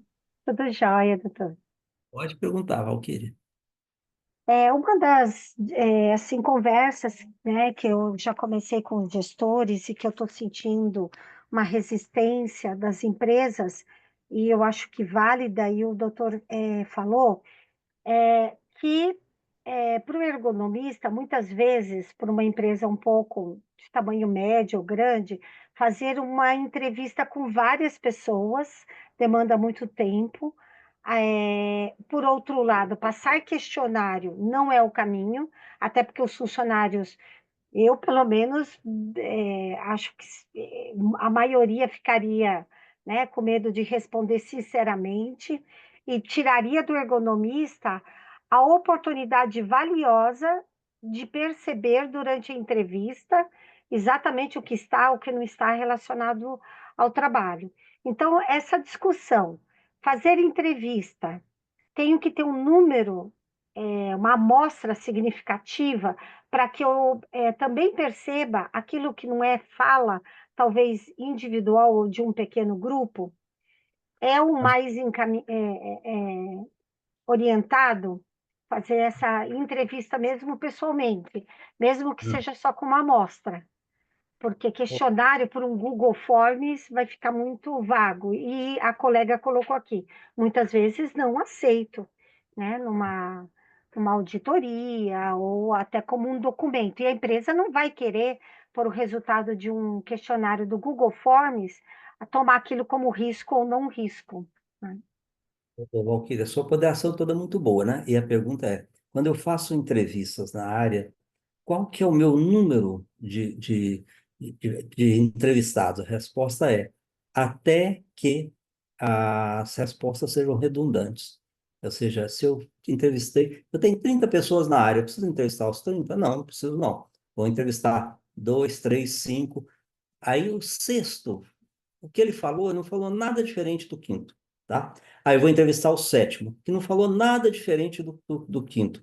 Eu já tenho uma ideia boa do que está acontecendo na área e posso sustentar aquilo em qualquer ambiente, porque eu terei tido a vivência, terei tido, né, a entrevista. Existe uma coisa muito importante que a gente chama em ergonomia, né, que é as melhores ferramentas da ergonomia são as ferramentas que utilizam o princípio da triangulação. Triangulação é a seguinte: você vê, você ouve, você confirma. Quer dizer, você vê, primeiro ponto que você tem, ponto importante na ergonomia, seja para fatores de ergonomia de organização do trabalho ou psicossocial, se chama você vivenciar a área. Tá? Com aquilo tudo que eu falei, né? Trabalho IDT, saber se tem recurso ou não tem recurso. A vivência na área te dá o ver. Aí as entrevistas te dão o ouvir. O ouvir. Tá? E depois você tem a terceira parte da triangulação, que é a chamada confirmação. Aí você vai atrás, geralmente, de dados secundários. Quando você completa essa triangulação, ver, ouvir e confirmar, constatar, isso aí é indiscutível. Isso não tem quem possa falar que não existe. É a melhor ferramenta. E aí, quantos entrevistar? Até que ocorra a segunda redundância. Okay? Tem uma ferramenta que eu gosto muito, que é por questionário. E assim, é impressionante como funciona. Se chama pesquisa de clima. Pesquisa de clima, eu já vi diversas pesquisas de clima muito boas para poder apontar para nós a questão psicossocial. Teve um caso até que foi meio complicado, foi uma determinada empresa, não vou falar o ramo dela, não, sul do Brasil. Eles vieram a Belo Horizonte, tiveram uma tarde de consulta aqui comigo. Por quê? Porque trabalha lá no sul do Brasil, numa determinada capital, e um trabalhador pulou do sexto andar, suicidou, tá? Nossa, mas foi uma pressão enorme. A empresa é isso, a empresa é aquilo, a empresa faz isso. Nossa, tá vendo? Então, você imagina, né? E o que que foi que salvou essa empresa? Orientação minha, tá? É o seguinte, vocês têm pesquisa de clima? Tem pesquisa de clima. Quem faz a pesquisa de clima? Tem boas empresas no Brasil que fazem. Mostrou, a pesquisa de clima recente mostrou como que boa parte dos trabalhadores via a realidade da empresa, do seu ponto de vista psicossocial, como ponto positivo. Entendeu? Eu falei assim, usa isso, usa essa ferramenta, porque essa ferramenta é uma ferramenta anônima, uma ferramenta que a pessoa vai responder sim, agora é lá por internet, ela na casa dela, tá? Mas que ela reflete a posição aí, essa empresa de 4 mil empregados, tá? Mostrando que não tinha, foi um caso isolado. Então a empresa utilizou essa ferramenta estatística, e por isso que eu coloquei essa ferramenta, né? Não foi só esse caso, não. Nós já vimos outros casos, como já vimos casos de empresa que, para poder caracterizar que havia efetivamente uma condição de alta exigência psicossocial, foi a pesquisa de clima. Mais perguntas, tem mais gente querendo perguntar. Doutor Hudson, Pois não? Quem é? Catão, Então, tá bom? Vamos tudo lá. bem? Só uma pequena dúvida aqui. Como fazer para você não cair nas armadilhas quando você vai analisar, por exemplo, algumas atividades, determinados ramos de atividade econômica, que a própria inerência da atividade ela já traz um trabalho complexo. Por exemplo clássico, controlador de tráfego aéreo. Por si só, já é uma atividade intensa, densa e tensa de alta responsabilidade para a segurança operacional. Vai ter que entrar na planilha PGE, da NR1, na planilha de riscos, né? E vai precisar do profissional 3 que eu estou falando, né? Que vai ser o quê? Que 3 é para poder resolver isso. O como é saber que isso existe, documentar que isso existe, fazer a triangulação e envolver o profissional 3.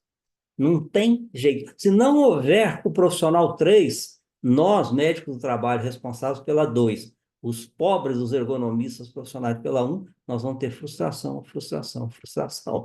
Que tristeza, hein, Catão? Que tristeza. É duro. É duro. Serviço público é a mesma coisa.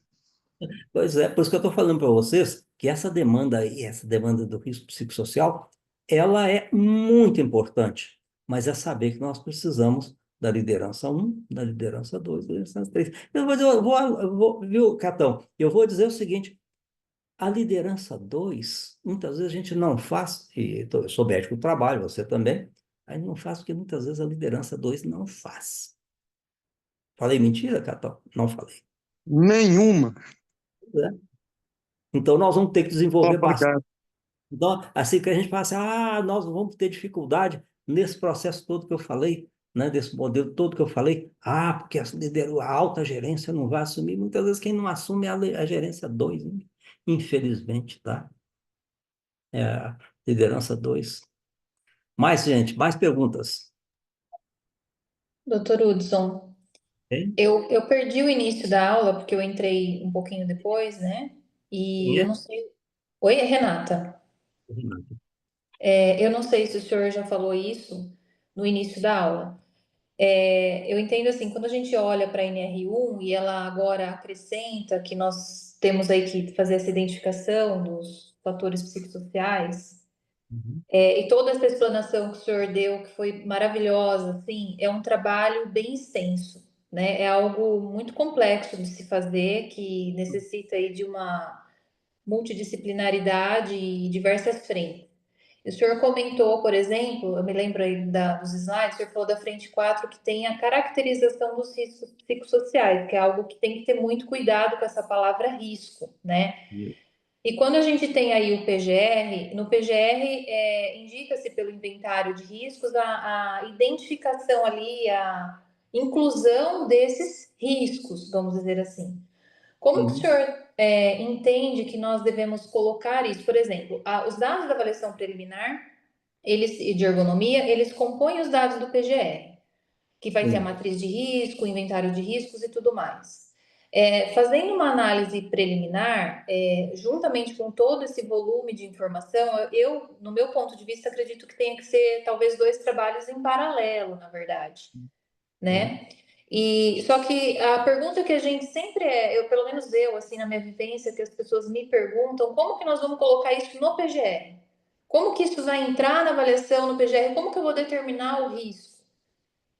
Olha, eu diria o seguinte, essa parte aí é uma parte assim que precisa ser bem colocada, por quê? Porque essa definição aí de risco, ela nunca pode ser para uma pessoa só. Eu costumo dizer que a definição de risco por fator psicossocial, ela precisa ser um consenso das 3 lideranças. E especialmente por causa de um detalhe.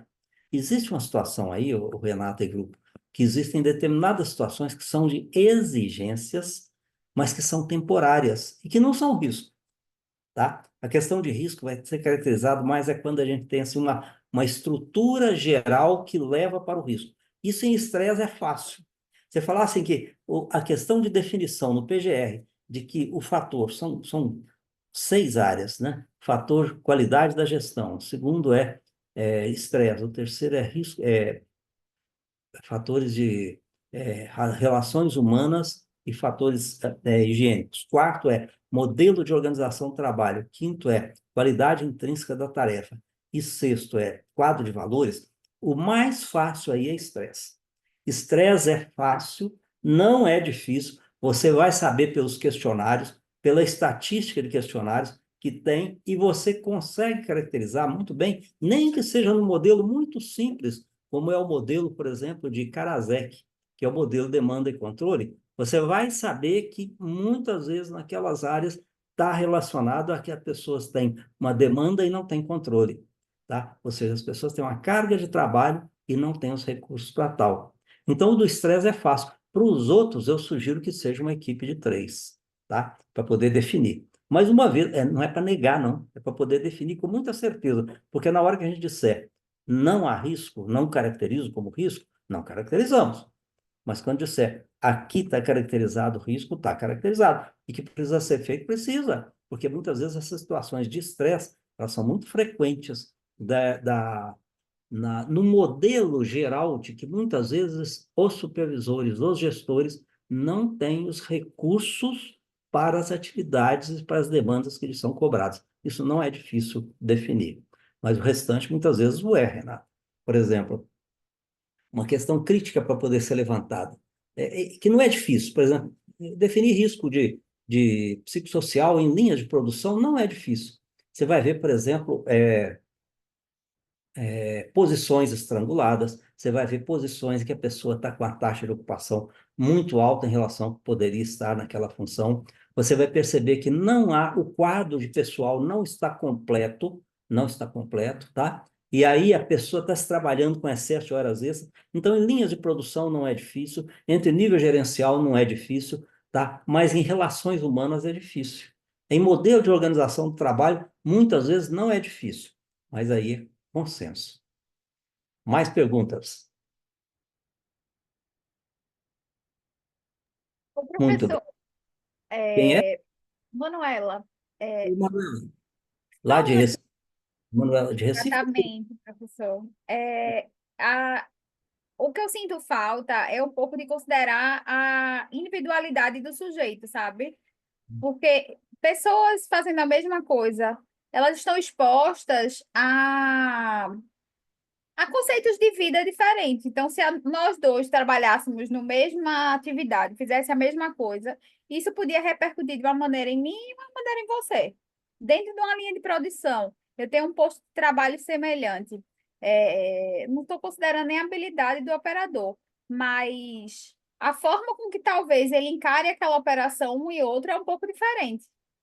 A gente consegue avaliar e vai dizer tem tempo, ele tem treinamento, mas essa especificidade do ser humano, do trabalhador, eu ainda sinto, eu ainda tenho uma dificuldade de incluir isso dentro do sistema todo, sabe? Sua ponderação é perfeita, Manuela. E para poder dizer o seguinte, se tem um fator que diminui o risco, olha só, aquilo que eu falei, linha de montagem, né?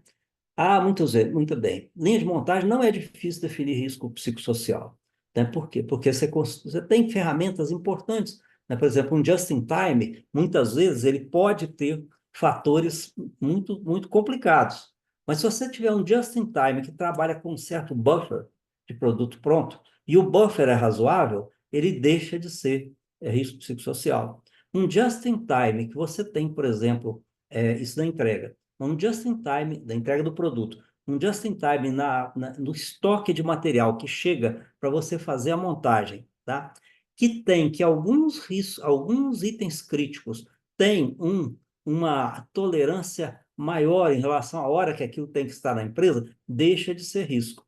Mas você tem um outro fator que é muito sutil, que você falou. Toda equipe bem treinada homogênea, na medida do possível homogênea, em linhas de montagem o risco é menor. Agora, você quer ver uma coisa que dá um risco psicossocial enorme? É colocar gente treinada, e aí as pessoas saem por qualquer motivo, não estamos falando que o motivo, e põe-se junto gente pouco treinada com a mesma cobrança. É um fator complicado, que vai originar, mesmo para quem já é experiente, um certo risco psicossocial, e que às vezes eu não sei se eu vou colocar no PGR. Por quê? Porque ele é temporário, Então, entendeu? Isso é que tem essas complicações todas que nós estamos falando. Mas não tem nada fácil, né, gente? Não tem nada. Vamos para as duas últimas perguntas, que o Denis tem uma mensagem para colocar para vocês. Denis, com você. Daqui a pouco eu volto para me despedir.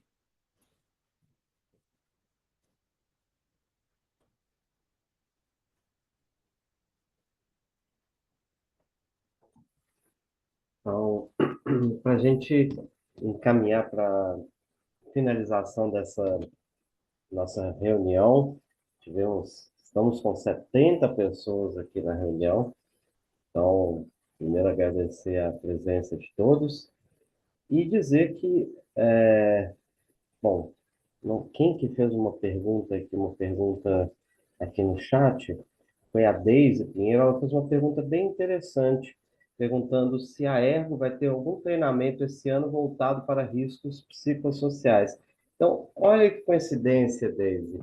Então, aqui a gente está com exclusividade para vocês, né, agora nessa nossa reunião, anunciando um novo curso online da Ergo, Como Estruturar a Gestão dos Riscos Psicossociais. É um curso online que começa daqui a 2 semanas já. Então, a gente quer aproveitar esse período antes do carnaval, né? E antes também de maio, que é quando, né, a nova redação da NR1 entra em vigor, para que, né, vocês e os demais interessados possam, né, aprender na prática como montar o sistema de gestão dos riscos psicossociais, como incluir os riscos psicossociais na NR1. Vocês podem ver aqui que são 5 aulas, né, nesse mesmo formato aqui do Zoom, nesse mesmo horário, 19 horas até 21h30, mais ou menos. Dias 18 a 20, depois tem o carnaval, depois a gente retoma dias 25 a 27 de fevereiro. São 5 aulas. E para quem. 7 de fevereiro, tá? Oi? Ah, tá, é verdade. Por que a gente fez esse intervalo mesmo? Foi o Não, seguinte, é para terminar antes do carnaval começar, isso mesmo? antes do carnaval. Isso. Foi isso mesmo. A gente queria fazer o curso antes do carnaval começar, tá certo. Então, são 5 aulas, e para quem tem o livro Tratado de Gestão em Saúde do Trabalhador, do Paulo Zeppo, tem uma condição especial. Para quem não tem, ao se inscrever, você recebe o livro, é um livro com mais de 800 páginas, que, dentre vários assuntos, tem também a questão dos fatores psicossociais muito bem detalhados no livro, né, e que também serve como material didático do próprio curso. Para se inscrever, é só me mandar mensagem no WhatsApp da Ergo, de preferência. Não me mande no pessoal, que fica meio difícil de eu me organizar. Vocês todos, acredito que têm o contato da Ergo no WhatsApp. Quem não tem, eu vou colocar aqui no chat. Me mandem mensagem que a partir de amanhã, né, vocês já podem se inscrever e eu mando os maiores, né, todos os detalhes para vocês por mensagem do WhatsApp. A gente também vai colocar isso no nosso site a partir de amanhã, vai divulgar por e-mail, mas como a gente tem vagas limitadas, a gente já anuncia aqui para vocês, com exclusividade, que todos vocês que estão aqui presentes têm preferência na inscrição, ok? Então vamos para as últimas perguntas, para que a gente possa finalizar essa nossa reunião.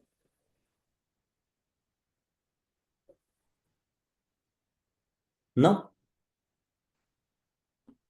Obrigado, sim. Muito bem, pessoal. Então, não havendo mais perguntas, a nossa grande satisfação de retomar aqui as atividades da Academia Ergo, né? E vamos ter um ano bastante rico, né? Com sessões, né? Que a gente quer ver se faz uma sessão dessa a cada 2 meses. Teremos 2 webinários e vamos dizer que teremos também, né? O curso Ergonomia Sem Mistérios em março, né, Denis? O básico. Depois teremos em junho o curso presencial, que é Análise Ergonômica como você nunca viu. Teremos em agosto outro curso sobre risco ergonômico, como definir com critérios científicos. Em setembro ou outubro teremos a Ergonomia Sem Mistérios avançado. E em dezembro teremos a 4ª edição do workshop, né? De gestão estratégica da ergonomia. O que nós fizemos em São Paulo, tem aqui alguns que estiveram lá, né? Só perguntar, ô Luciana, está aí a posto ainda, Luciana?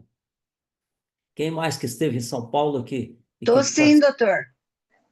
Gostou do workshop? Vai? São Paulo também. Gostei João muito. Neto, que estou vendo ele na câmera, também estava lá presente, né, João? Foi ótimo. Foi ótimo. Olha, Foi ótimo. Teremos, Maravilhoso. né? Em dezembro teremos a 4ª edição do workshop na Cláudia gestão. está sorrindo aí na câmera também. Foi bom o workshop, Cláudia? Muito, muito, muito. Então, Eu adorei. Eu tô agora assim. só em dezembro, gente. Em dezembro vai ter em São Paulo, pessoal? Ai, tem em São Paulo. Vamos ver, vamos Que ver. bom. São Paulo, São Paulo, fazer São Paulo. Nossa, foi muito bom, valeu muito, muito. É isso aí. Acrescentou muito, muito conhecimento, muito, muito bom. Larissa, Enquanto bem. dezembro não chega, fevereiro, já podem se inscrever para o curso Como Instituir o Sistema de Gestão dos Riscos Psicossociais. Muito bem, pessoal. Forte abraço para Muito vocês. bem. Né? Obrigada, doutor. Obrigado. Tudo de bom. Muito obrigado, doutor. Obrigada. Obrigada, Até professor. a próxima. Obrigada, A todos. maravilhosa. Boa Até noite. logo. Até mais. Obrigada, boa noite. Parabéns. Pessoal, boa Tchau. noite. Boa noite a todos. Tchau, tchau, boa noite.